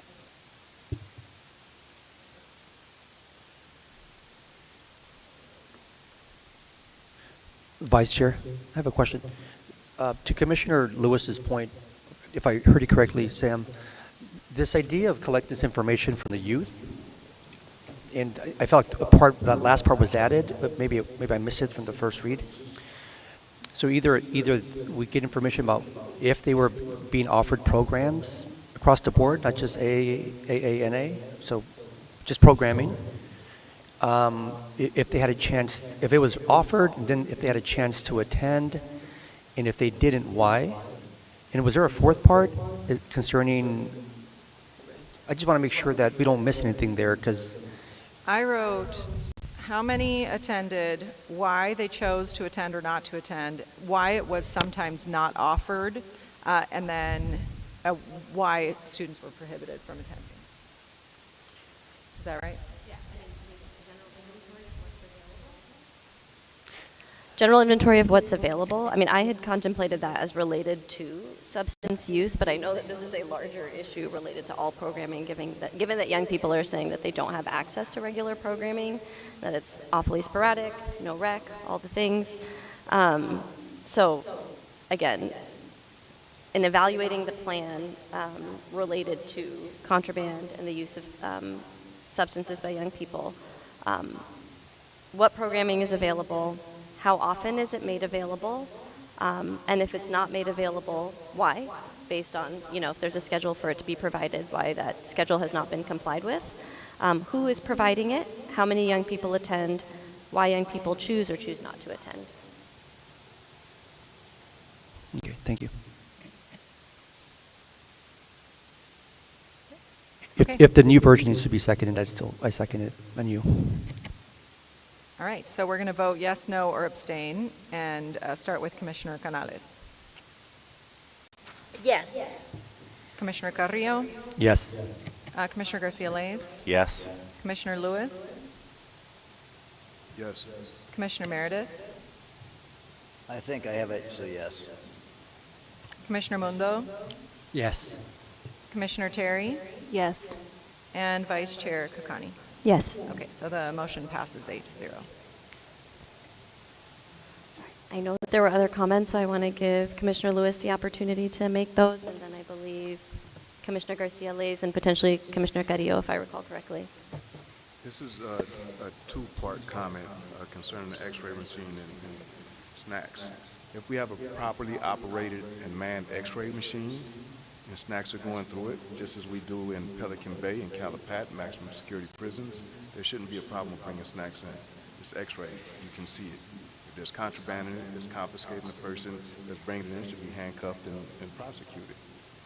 As long as we have a properly operating x-ray machine and it's properly manned. If at some point the x-ray machine is not operating, then nothing goes in. I think that would be a better balance. I also want to strike a balance when we talk about the facility. We mentioned the breaking up the x-ray machine, but also broken windows. One of the things I think, and I know this is separate, but it has to be addressed. The windows that are in Barry J are not proper. You shouldn't be able to break those windows so easily, and they're broken on a regular basis. The security drawers to the security room where staff is at should not be able to be kicked open by some teenagers. That's a security risk. Because if you break through that side and you decide to go to the back where you may have kids that are in protective custody, they're at risk. Or if you break to the other side, you kick open the doors, it's the same thing. Those are all risks. And so those things need to be addressed because Barry J was not built to be a long-term facility. And if we're going to talk about safety, we have to talk about the structure of the facility. Because the safety of staff and youth are at stake if these areas are not done properly. I've been in prisons all over this country and in other countries, and I've spent time in prison. There's no way you can kick open a prison door or kick open a glass door like the glass, like you can throw chairs against it. Like, it's not. It's built so that you can't do those things. And so I think that's something that should be a high priority. There's millions of dollars that we're talking about investing in changing the facility. That part has to be addressed. Because if you think about it in these terms, if youth that were attempting to get to another youth, and so you have, I just hypothetically say, Y is empty right now, Y is being refurbished. So you have Y1, Y2, and Y3. Y3 is what's called a wet section. It's like maybe 3 rooms. And so oftentimes kids that can't be with the rest of the kids are in the wet room or the section 3. If you can kick open a door to get through there and then kick open a door to get to the kids that are in Y3, what true protection are we providing them? The same way if something happens, like you have to be able to make sure that staff can control the units in that sense. Like that's just, it's just, if we're looking at this in the short term for being one of the facilities, I know this is not what we're talking about, but it has to be addressed because it is an issue. And the last thing I want to say is Monday, I see one of the DYD staff here. In terms of programming, Monday we do hope that full-time credible messengers will be deployed in most, if not all, of the SYTF units. I know there was a meeting today. They did a meet and greet at Campus Kilpatrick on Tuesday and yesterday at Barry J. And so those staff will be there alongside, shoulder to shoulder with probation staff to support, not to take jobs, to support probation staff, to support our youth, not to take jobs, just so we clear, so everybody's listening. The credible messengers are not coming in to take jobs. They're coming in to enhance and support all of the services that we provide the youth. Thank you.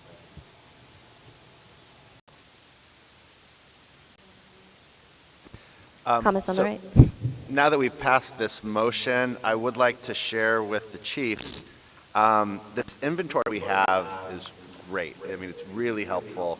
It's like seeing the number of OC sprays and the number of youth that are incarcerated. It gives me data that I can use to better understand all the anecdotal information I'm constantly getting.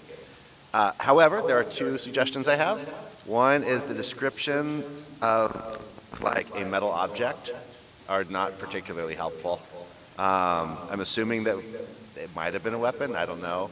Description of like a box cutter, that brought it home to me. Metal object, I wasn't sure. The other thing is, all this references to vape pens, vape cartridges, etc. There's a lot, I mean, that's 90% I think of what's being found. I'm assuming it's not nicotine, but I don't know what's in those cartridges. And doing some testing on this would be, well, I think it's necessary to understand what's actually happening. I mean, everybody's description so far of what the kids look like when they come and talk to them, like that doesn't even sound like THC, right? I mean, that sounds like fentanyl. So I would like to know, if possible, exactly what drugs are being smoked in these vape pens. You're good? Okay. Commissioner Mundo? In the future, would a breakdown like that be available for the camps? I think we can manage that. Okay, and just one more question, just to prove that I read the whole document. There's an asterisk under 2022 in the camps information, and I can't find what it's attached to.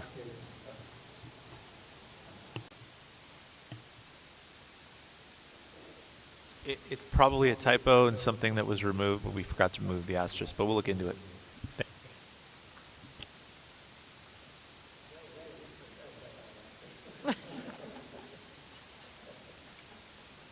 Okay, I'm going to move us on to item number 5. Not seeing any additional comments.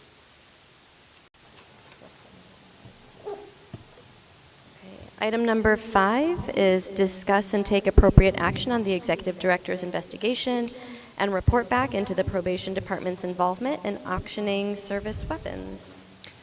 Thank you. So the Board of Supervisors passed a motion directing the Probation Oversight Commission to do an investigation into the auction of service weapons. There are also a number of other directives in that motion, but that was the one that specifically was requested of us. And at the last meeting, the commissioners voted to delegate that work to staff.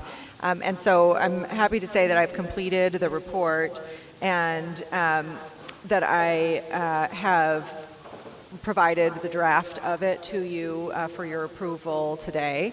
I also have shared that report with County Council and the other partners who are working on this, which includes the CEO's office and ISD.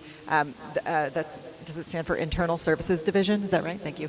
I'm going to just give you some of the highlights of the report, and then I'm happy to answer any questions. I want to say, to begin with, that while I shared the concerns that the board offices and the board presented about this gun sale, I think the result of the investigation has made me feel less concerned, not more concerned, than I did at the beginning. And that's for a number of reasons. One is that because of the support from both the Probation Department, the Sheriff's Department, and other folks that I've talked to, I've learned some details that are described in that report that I think help to explain how this happened in the first place. I'd particularly like to say thank you to Deputy Director Howard Wong for his helping me understand things about guns that I did not know.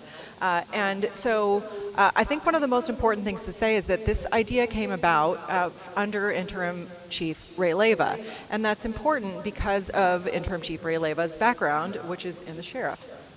And this is a very common practice in sheriff's departments and law enforcement police departments around the country, is that when the department I'm not going to use the right word, but needs to replace their service weapons, they need to get new guns, they often allow the active law enforcement or the retiring law enforcement to purchase the old service weapons. And they do that because apparently people like to have their service weapons and keep them. Don could probably tell us more about this. But also because it makes the department some money that they can use to buy the new service weapons. That's actually probably the most common reason. And so when Interim Chief Leyva came in and learned that there was this surplus, that was exactly the plan, was to sell the weapons to the people who already had them. But it turns out probation can't do that. It's prohibited by law. So probation would have to go through an external vendor in order to do that. At first they thought about maybe going through the sheriffs, but that didn't work. And that's just not permitted. So it was actually ISD who recommended the vendor that the gun auction website that was discovered, and with the intent of selling those service weapons back. The other reason that I feel less concerned now is that because these weapons are what is called off-roster weapons, and if you want to know things that you probably don't, read the report, that means they can't be sold to me. They can only be sold to someone who's active law enforcement. So even though I could go on and look at it on govdeals.com, I couldn't buy it unless I showed up and showed my active law enforcement status in order to do the license transfer. When you read the report, I think you'll see that. I will say I think it's a concerning in terms of what was described in the board meeting about the judgment call around doing this, although also the timing of the mass shooting in Monterey Park which is so terribly tragic. And the fact that these went up on auction, I think it was the day before or something like that, was really tragic. So the end result is that these guns are being destroyed. The Sheriff's Department is helping, will help with the process of clearing the serial numbers and then removing the serial numbers. I've learned a lot about the vendor, SA Recycling, who will be doing, now we were told this morning that it's called shredding the weapons. I was expecting melting, but that tells you what I know. So we're in the process now of ISD entering into a master service agreement, which will help for the destruction of weapons, not just from the probation department, but from all county agencies where employees are armed. And it's this process, I think, has really cleared up a lot of things for the county, and the report will be submitted. It's being submitted to you today, and then be submitted to the CEO's office for inclusion with the final report back to the board. Let me just make sure I check. I will also say much of the information that was provided came from the chief, from Chief Gonzalez's remarks at this meeting. He gave remarks at 3 different meetings about the issue, but also from some written correspondence and individual meetings that I had with probation leadership and the sheriffs. So that's the end of my report, and I'll say that I feel confident going forward that this issue has been resolved as was requested by the board. Yes. Do I do that or public comment first? We do public comment first. Okay. So do we have any written or public comment to item number 5? No written public comment, and if anyone would like to give public comment, you're welcome to step up to the podium. I'm looking at you, Janae and Ismail, to see if anyone's raised their hands on WebEx. Looks like no. All right. Okay. And commissioners, do you have any questions or comments? Commissioner Mundo? Yes, it's unfortunate that the context came so late, because I got a lot of calls when that article published, and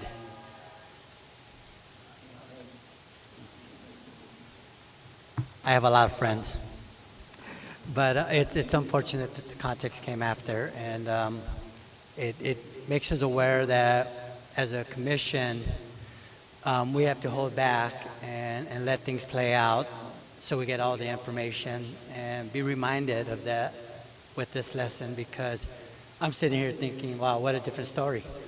Or the truth finally came out. And so thank you for the report. Any other comments or questions? Okay, with that, I think, would someone like? Okay. Second. All right, so we have a motion by Commissioner Meredith to accept the report as written by Executive Director Wendy Julian as related to the gun auction as requested by the Board of Supervisors, seconded by Commissioner Lewis. And I think at this time we'll take a vote. Yep. Thank you. Commissioner Canales? Commissioner Carrillo? Aye. Commissioner Garcia-Lays? Aye. Commissioner Lewis? Aye. Commissioner Meredith? Aye.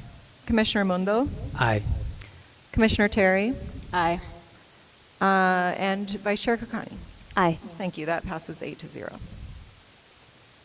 Be moving on to agenda item number 6, and that is for us to discuss and take possible action on the Executive Director's report on attending the California Board of State and Community Corrections, also known as the BSCC, April 13th, 2023, board meeting and the Probation Oversight Commission's progress towards completing the strategic goals outlined in the 2022 Strategic Operating Plan and plans for 2023. This month's report will include updates on outstanding information requests, strategic planning, and the launching of the POC's data dashboard. Thank you. So it was a good suggestion by a couple of commissioners for me to add this to occasional agenda items to let you know some of the things that staff are working on behind the scenes. And I added the piece about the BSCC just to let you know that we are tracking the information that's happening on a public basis, and that includes logging into those meetings and attending the meetings and reporting back to you on what we learn, although much of that is available to everyone, of course, and I certainly expect the meeting on April 13th to be an interesting one in which we learn about the results of the corrective action plan and the items that were marked as still under corrective action plan on this piece. Mostly I just want to let you know that we're paying attention and wanting to ensure that the board has the information we have. Although I will say that over the past couple of weeks, the communication has improved significantly, in my opinion, with the board on these issues. And I think that I hope to see that continue, and I don't see any reason why it won't. With respect to the outstanding information request, this actually relates directly to what Commissioner Carrillo was talking about. We have 2 outstanding information requests that are they're concerning to me, and actually I think you heard Chief Fletcher say that one of them is concerning to her as well.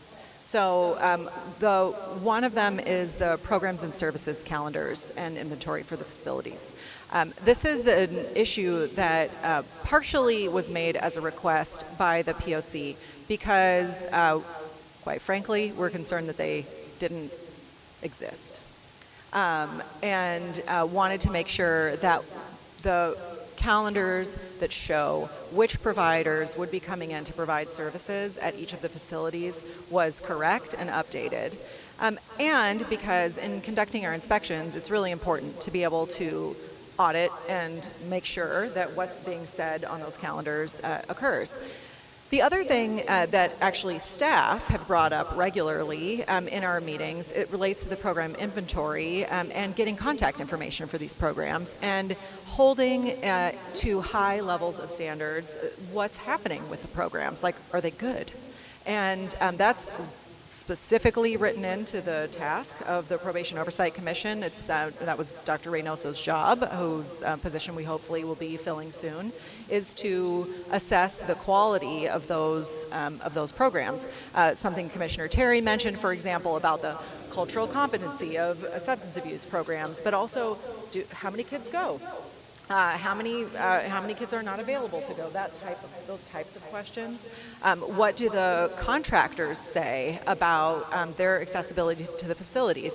And also, what do staff say about these various contractors? Because, for example, I've been told when we were doing inspections that there are a few CBOs that are, I think, flaky is the word that was used, that don't show up regularly at the time that they're scheduled. I want to know that as much as I want to know about the efficiencies and the struggles that the CBOs have in actually trying to provide high quality services. So without the calendars and the inventory, we really can't do that.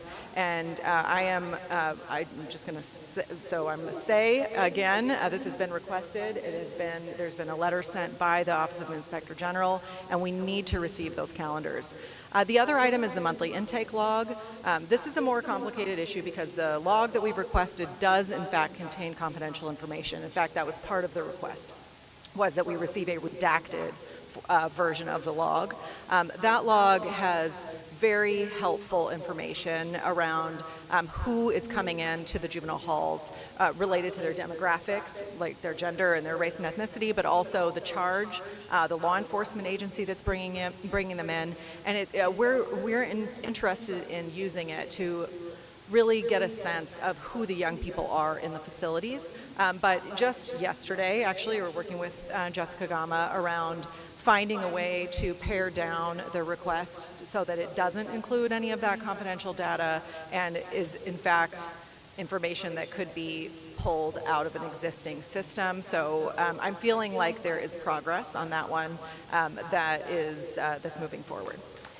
And then the data dashboard, I almost hesitated, Sarah, to put this on my report at all because we're so excited about it, and it's like almost ready for launch, although I feel like I've been saying that for a long time.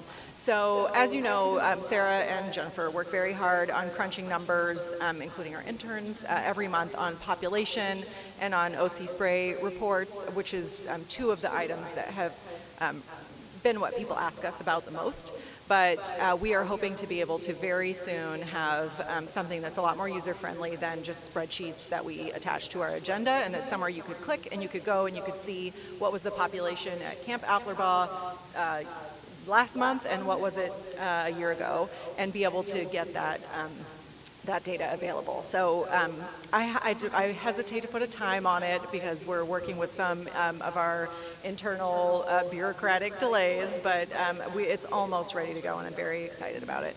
And then strategic planning, so your leadership team, Chair Jackson and Vice Chair Kakani and Secretary Garcia-Lays are working on reassessing the strategic plan in particular as it deals with our subcommittees, our ad hoc subcommittees. So I think that given some of the things we've learned, we could direct our efforts more strategically. You heard some of those ideas today, like for example, a group working on contraband, the way that we have a group that's working on the sexual misconduct hearings, maybe having a group that's specifically focused on policies and directives instead of the huge buckets that we had our subcommittees under before. So I hope at the next meeting we'll have a report back for you on that.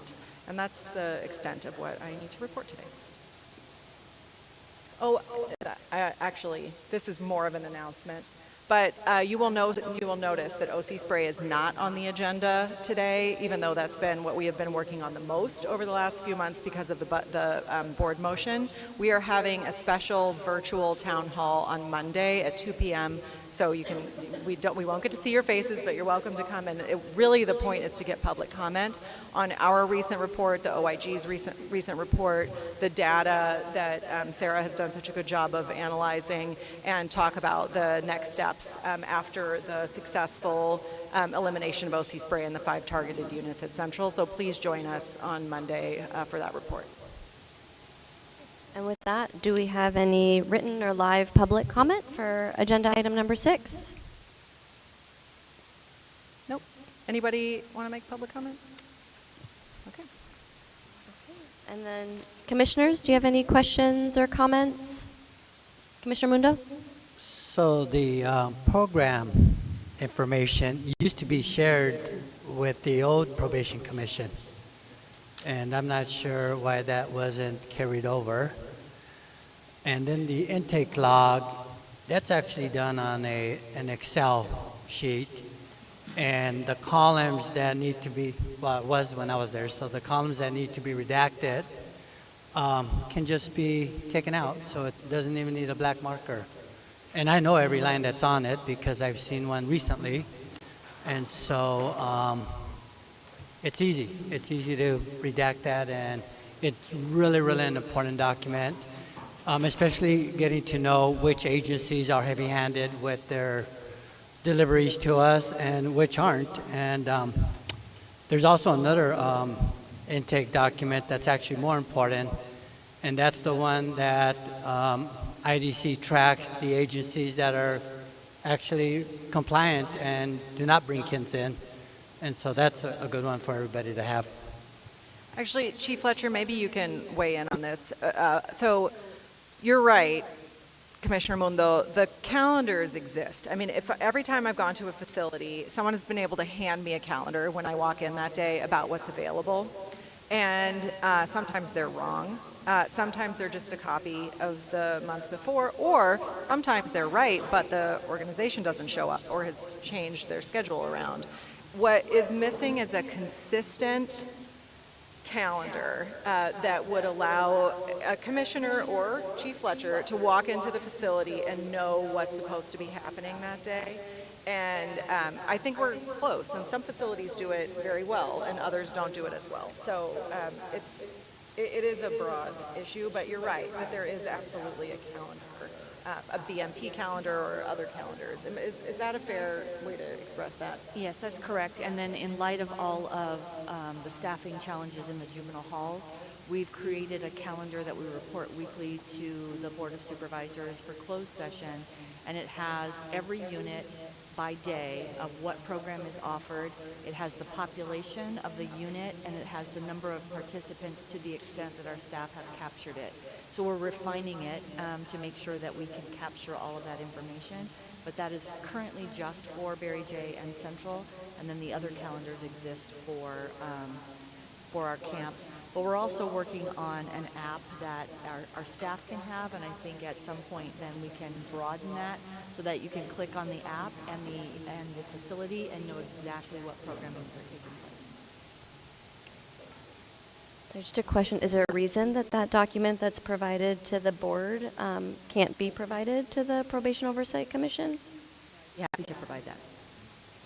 And it's just come about in probably the last, it's been since incentives, really, because we've been talking about, how the incentives were applied, and then in addition to that, it was a subsequent request for programming. So I can provide that piece of it. Janae is telling me that there is a red Toyota Camry blocking the valet, and if it's yours, someone is mad. So I guess the question is, so there is obviously the monthly calendar, and then is the inventory something separate? The inventory is exactly what it sounds like. It's a list of, so for example, we should be able to look at pull up the Atherba monthly calendar, and it will say NA is provided on this day. And the inventory will say NA is provided by XYZ Substance Abuse Prevention Council. Here's the contact information so that we could contact them. So they are similar, but complementary, I guess I should say. And is there an issue with getting the inventory? It sounds like now there's a calendar of sorts that's been provided to the board. Is there also an inventory that exists, or does that need to be created? I think it might be both. I think it does exist to some extent, but maybe not as complete as we would want, so we'll work on that. And Wendy, can you clarify? I feel like this has been an outstanding request. It was part of an MOU. Do you know how long that request has been outstanding? Actually, the request predates the MOU. I'm looking at Sarah to make sure I'm saying things correctly. So it is also on the MOU, but the commission made the request. I believe it's over a year ago at this point. I don't know. Does there need to be a motion? I don't think so. Okay.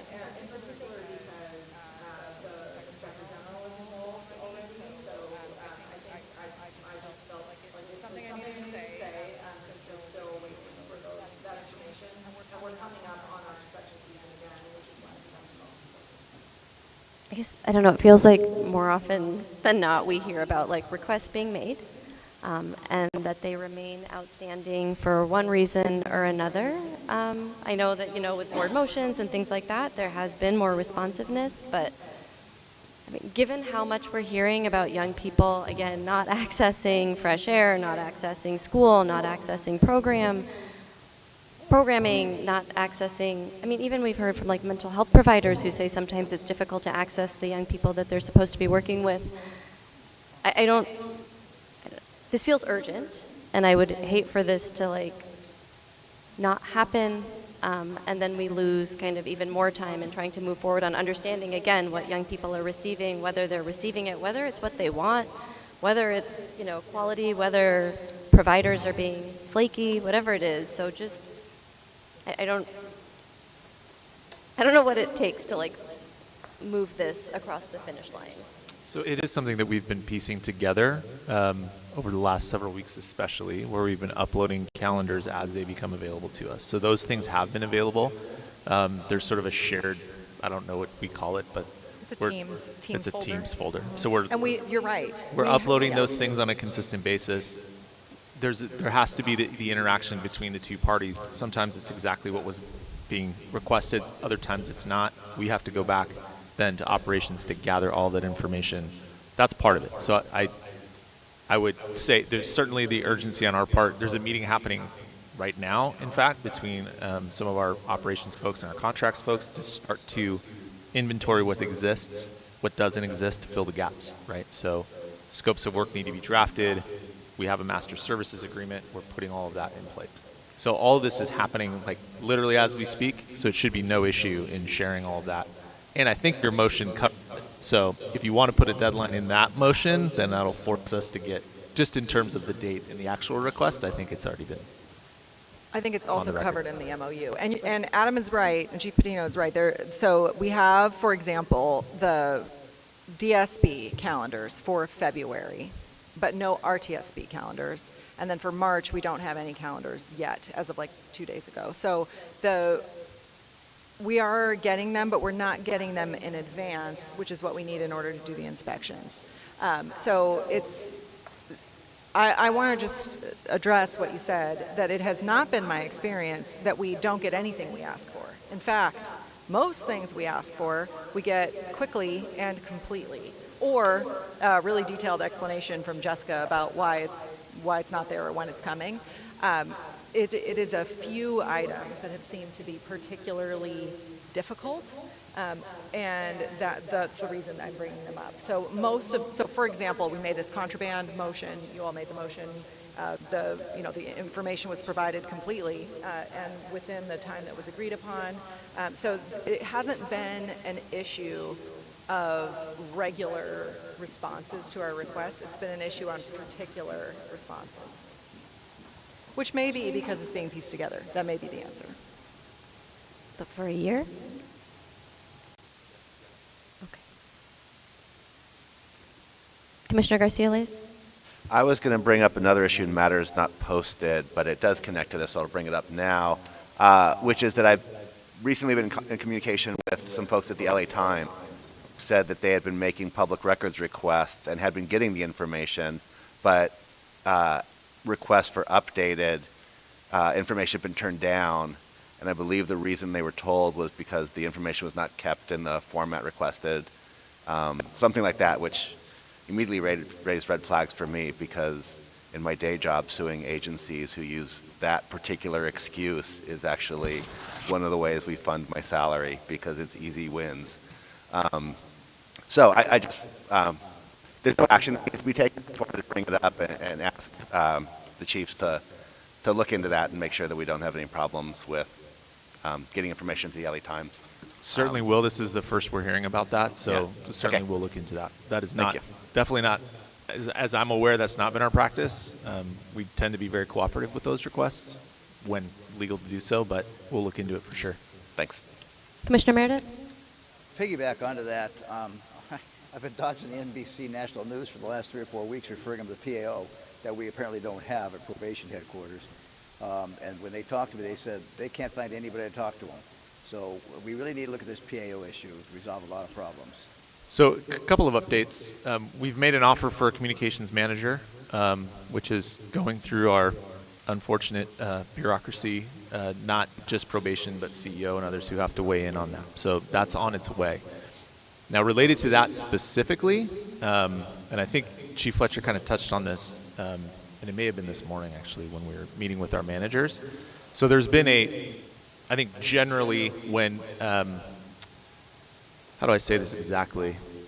We get media requests for comment all the time. Depending on the administration, there's a certain response or reaction to that. So for the better part of the last 2 years, we've been sort of not making regular comment in the media. As folks are aware, I mean, that's all public record at this point, because you'll see no comment from probation and things like that. That's one of the things that we're seeking to improve upon, frankly, and build some relationships with media folks, because that one in particular, we have been responsive in providing, responses to the questions that they're asking. But when it comes to, officially going on the record and things like that, like I said, we hope to make some improvements. We're bringing a communications person on who can assist us with some of the messaging specific to that.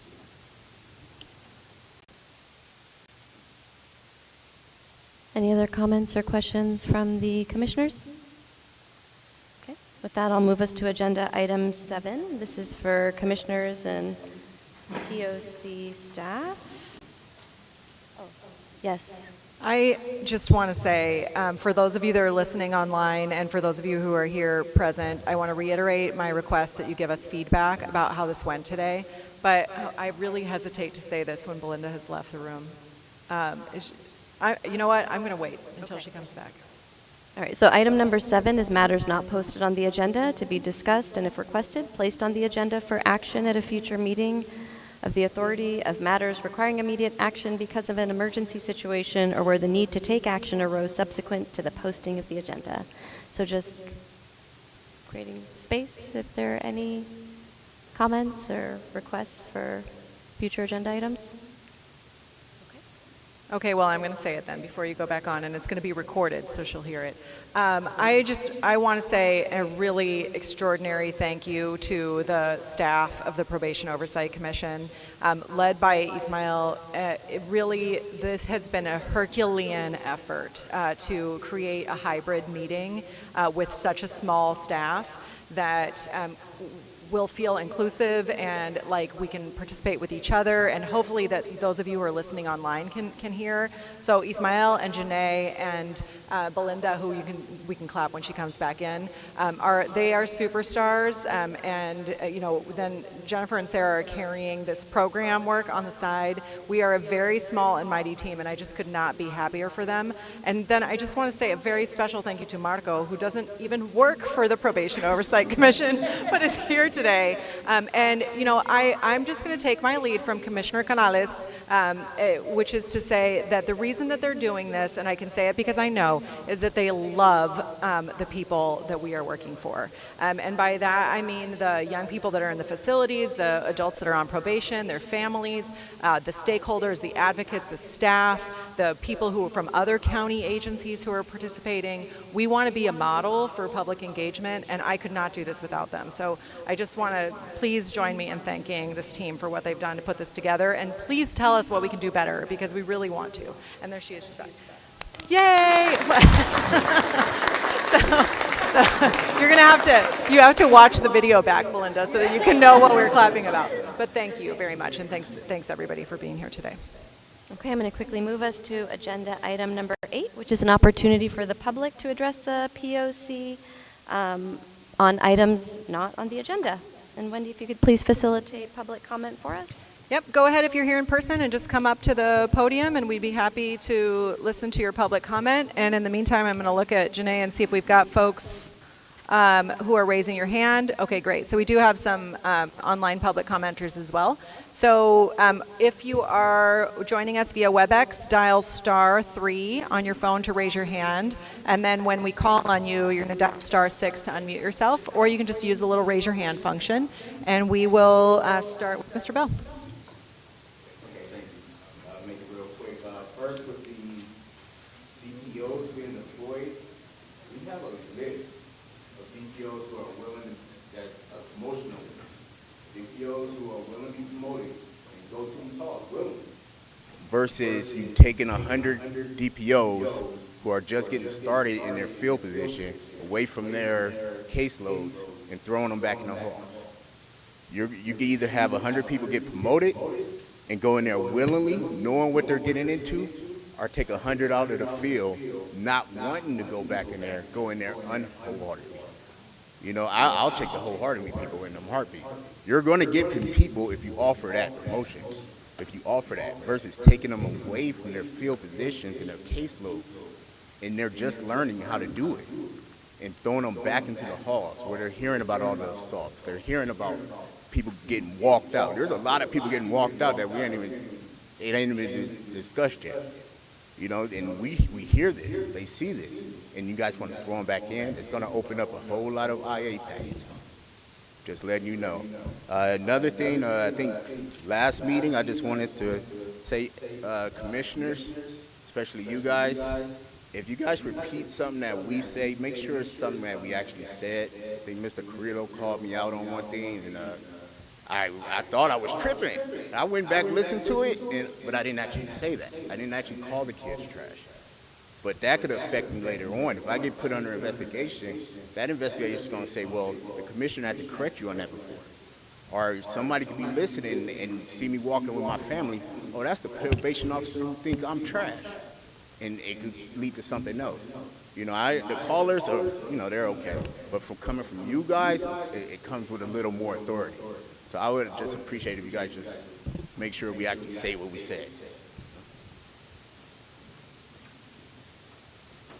Mr. Ford? Good afternoon. Again, I'm Stacy Ford, the CAMP's Vice President for Local 685. Just want to make 2 quick comments.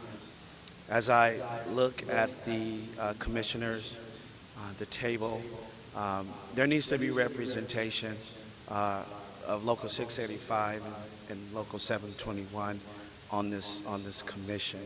I'm just throwing that out there. We can give you some expertise on some of the statements that you make and some of the comments that you make. We're the experts. We're the ones that do the job day in and day night.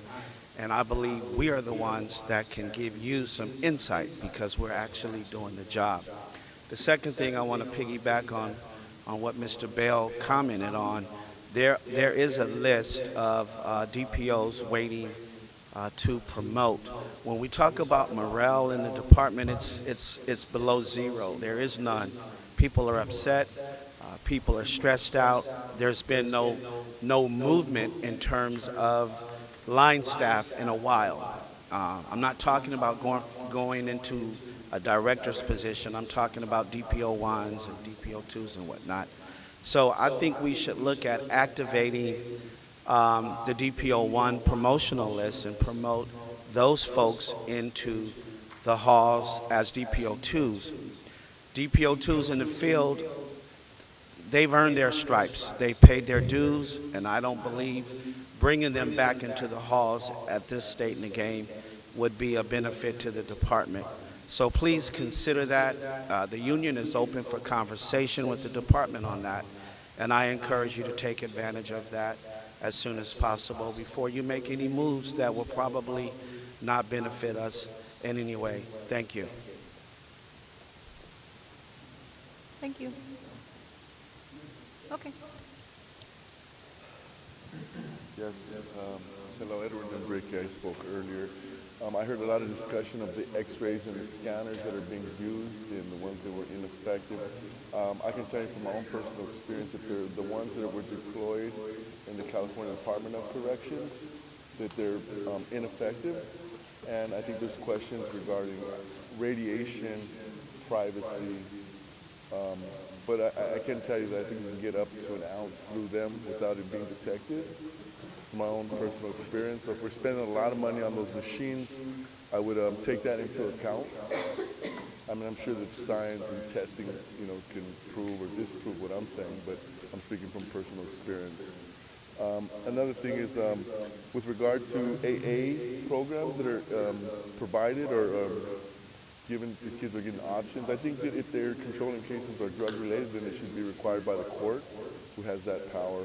And also that they should be able to volunteer. That way that they're actually getting that information, whether they want it or not. They probably need it. I also wanted to comment on, with respect to the well-being of the child that's in these institutions and their families. I understand that we're all working very hard to try to provide the best environment for them. But education is really important to them. I understand that a lot of juveniles have been transferred to the other juvenile halls, and the interruption in their education, the interruption to their family connections, being able to receive visits, all of that has an overall impact in their choices when they get released from these facilities. So I just wanted to thank the committee for the opportunity to speak, and it really is nice to see that there's collaboration from all sides to work on this important issue. Thank you.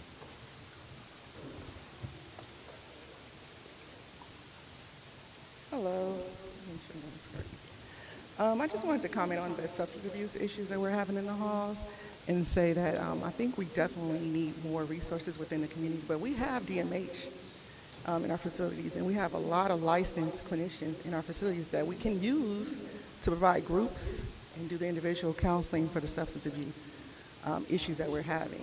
I think one of the main issues that that's happening is you can't force the youth to participate in the groups. We can encourage, we can incentivize, we can do all those great things, but we can't force them. So hopefully, once we get control of the searching and get the contraband out, we can kind of help them dry out because they're not using it anymore, because it's not available, and then we can start to do the work. Thank you.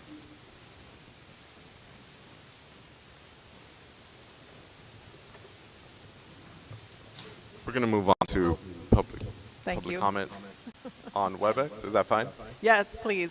Okay, so calling user 39. We're going to send you a request to unmute. Please begin. Okay, thank you for recognition. This is Mel. Just have two things. One,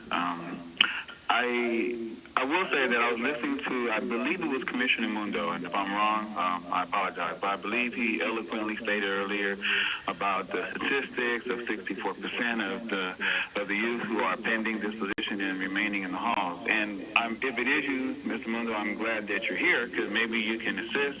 I have been begging the commission to invite the courts to these conversations, because probation does not hold the youth in the facilities. The courts are the ones that determine when and if a minor is moved and when they're moved. So hopefully, if it is you, hopefully that will facilitate and open that conversation where we can invite the courts to these conversations. Secondly, I've been taking a class, motivational interviewing.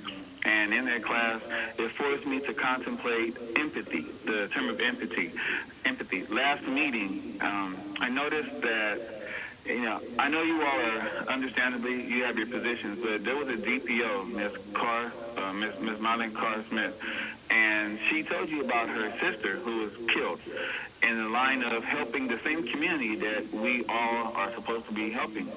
But not one of you even made any mention about it. You just kind of dismissed it, and I just thought it was a little bit, I thought it was irresponsible to just dismiss it. And then the last thing, I will agree with Mr. Bell. I believe an apology is owed to him, because the comment that was made was very irresponsible. It was not a direct quote, and if we're supposed to work together, this is an oversight commission. That means please take everything in consideration.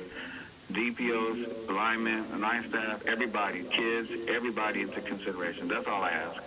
Thank you. Have a good day. Thank you. Next up, we have James Maddox.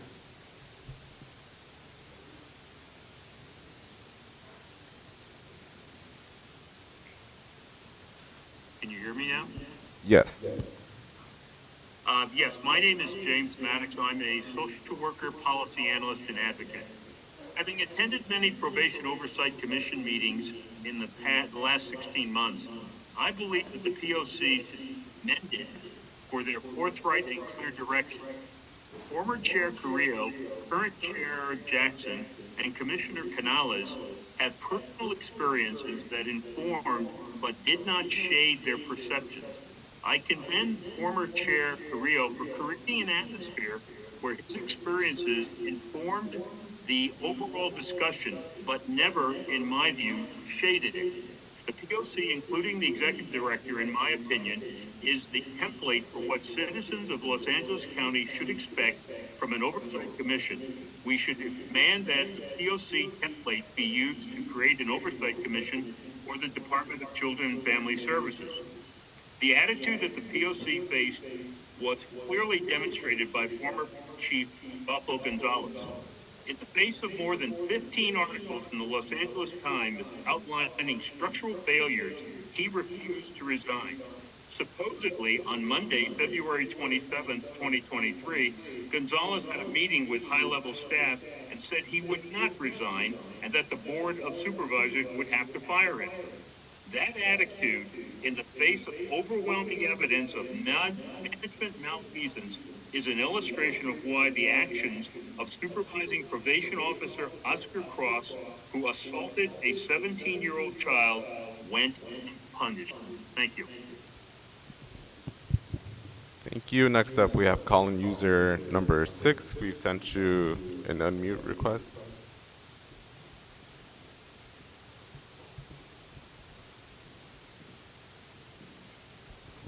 Hello, can you hear me? Yes. Okay. Okay, I am a DPO2 deployed staff, and, I hadn't sat in a lot of these meetings, but just hearing some of the conversation is great that we can collaborate together, but I agree with Mr. Ford in that it feels like the conversation is solely discussed about the benefit of the youth or how staff are not supporting the youth, but not officer safety or the fact that, there's no conversation with people that are actually doing the job. And so, I've been in the department for almost 15 years, and when I first started, we had a lot of different tools that were effective to keep the facility safe and keep structure for the youth. I mean, just as you would treat your kids at home, you have structure, you have consequences. And it seems like everything that we use to keep us safe, keep the other minors safe, and also keep structure have been pulled away from us. And of course, there's always people that overuse things, and there's always staff that may be doing something incorrect, but that doesn't represent everyone. That doesn't represent all of us. And so it's hard to do the job and do it well when we have no tools. If we get back some of the tools, it helps for staff to feel safe and want to actually come to work. We come in and get deployed, and it creates a liability for us and potential loss of our job. So we're afraid of that because we have families. And so just to pull us in and affect our schedules without any care to help us support our own families, it makes us feel like we're unheard and unsupported. And so, yes, we are getting paid to do a job, and most of us come into this job to do it well and to support communities and the kids that we service, but we also need tools. We can't just have everything stripped away from us and a kid, assaults the staff and absolutely... Thank you for your comment.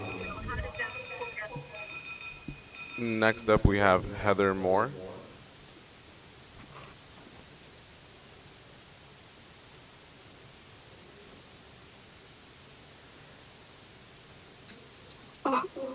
Yes, we can hear you. Go ahead and begin. Hi. Okay. So, first off, I'd like to just remind everyone, we're having these meetings because things they've spiraled out of control. Okay. And I as a formerly incarcerated young woman, I want to suggest that it would be great to put in credible messengers, because the youth would be able to identify with the struggles of the developmental process of the youth's mindset. If they would be able to work with someone that they can identify with, maybe we would be able to defuse a lot of situations when it comes to dealing with staff. And then also, it would encourage them to take substance abuse classes and to understand why they're feeling the way they feel in this stage of their life. I think it would be a great program to put in wherever they would be. I don't know if they would go to safety youth treatment facilities or if it's just all going to remain in juvenile hall, but credible messengers I think would be a great program to offer to the youth, because it would also benefit the staff and the youth so they can fully process what they're going through. That's all I have to say. Thank you. Thank you. Next up, we have Danita.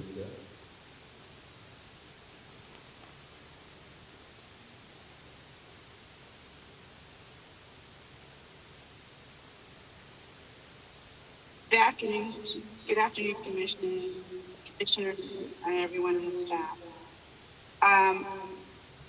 Listening to this conversation today, and I've listened to numerous meetings within the last year and a half now, I'm concerned that the probation officers can't do their jobs, because when they were discussing the contraband and the drug issues, they're the ones that get investigated.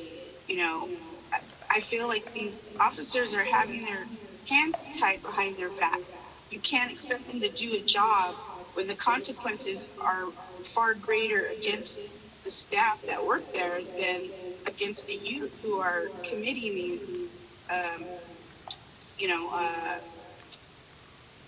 going to say crime, but they're bringing in contraband and participating in poor behavior. We have to have some type of, obviously the rewards program is not working. We need to think out of the box and think what will help these kids. And unfortunately, NAAA is not forced upon them. But it's just unfortunate that these officers are being turned into the bad guys, so to speak, for doing their job because they care.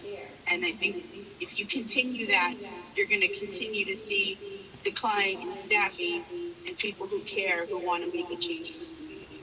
Thank you. Thank you. We have two more comments. The next one is calling user number 2.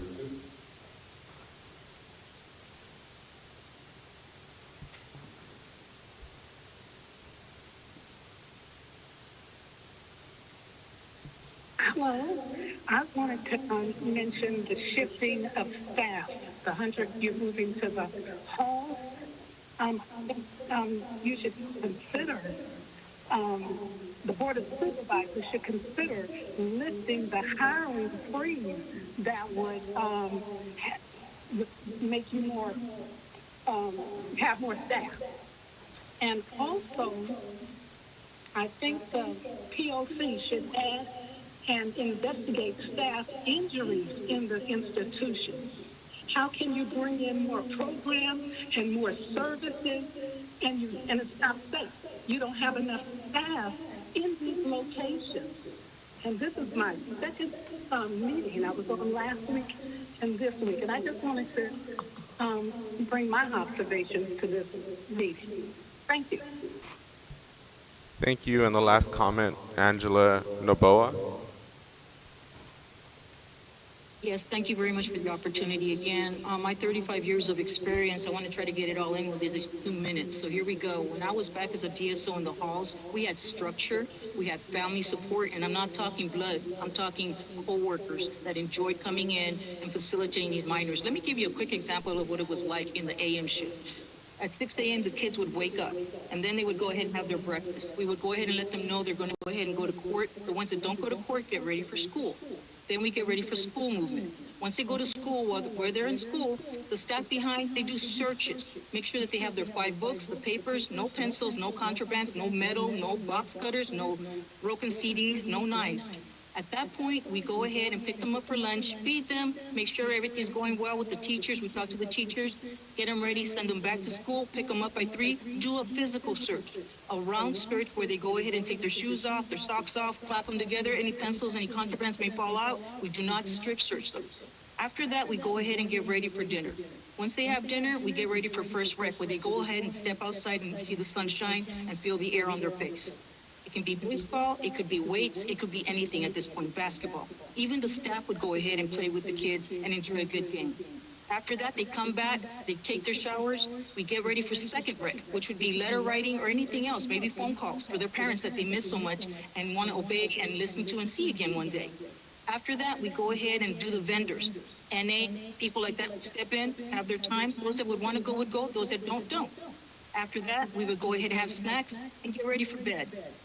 That was a full day, and that was structured, and that worked because you had family staff working together, holding hands and doing kumbaya and making sure the kids are okay and we're okay.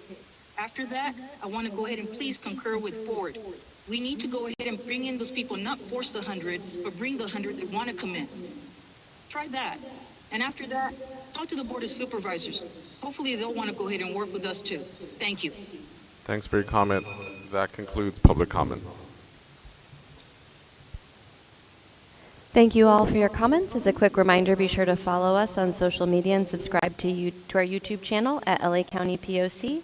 To receive reminders about our upcoming meetings, visit our website at poc.lacounty.gov to subscribe to our email list. It is now 2:31, and I adjourn this meeting. Thank you.